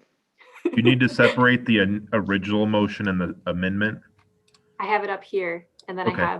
I have in here the indicated that the support of the motions of the activities. So then I have the motion to amend, and then I have the voting on the amended motion. Okay. Will that And work? Then did you put the one that I originally had and then withdrew? Yes. Okay. Michelle, Yes. technically, I think what you're supposed to do is have, okay, I can't read it fast enough. I'm sorry. So I'm just going to say it out loud.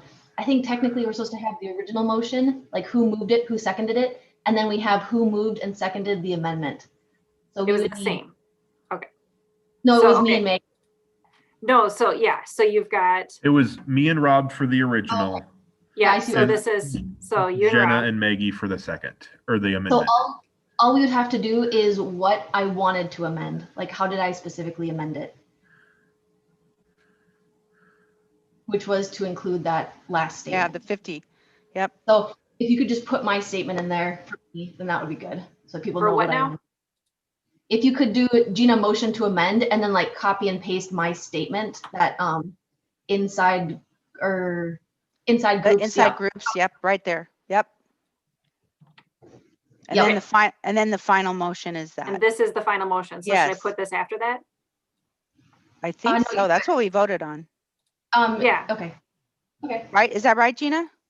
I think I'd have to look back. I at think old I meetings. had I've had more Robert rules schooling today. than Well, I've it's had- just, I just, so, okay, so we had the original Right. motion withdrawn, and again, it's motion withdrawn by the same two. So again, we had the motion withdrawn. Okay, so I'll just go. Okay. So Okay, you know then what? that motion is withdrawn. Yep, better idea. I like it now. And then with my amendment, could you actually do the whole motion with my stuff included? That will be the better thing, because that was technically my I should have said the whole thing. I just didn't know what the wording was. So wait, I'm confused. What should I change? So like I had to copy and paste so many different things. I just want to make sure it makes sense. If I somebody know, else I is mean- reading it. I totally agree. Could you do, Okay, so here's the initial discussion, withdrawn. yep. New proposed discussion. And Okay. this was the original like motion. No, I get it. Yeah, we're good. And then your amendment. the Yep. And Motion now to the, the amendment, yep. now the full vote. I think that's good. Yep. Okay. If it's not, if it needs to be rearranged, just let me know.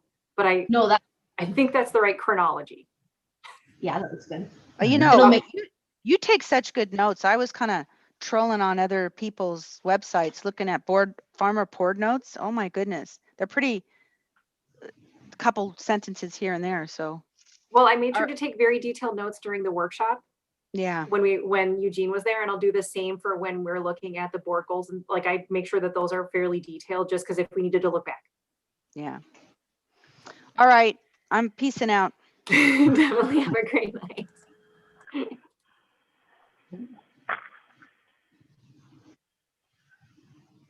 Bye, Gina. Bye.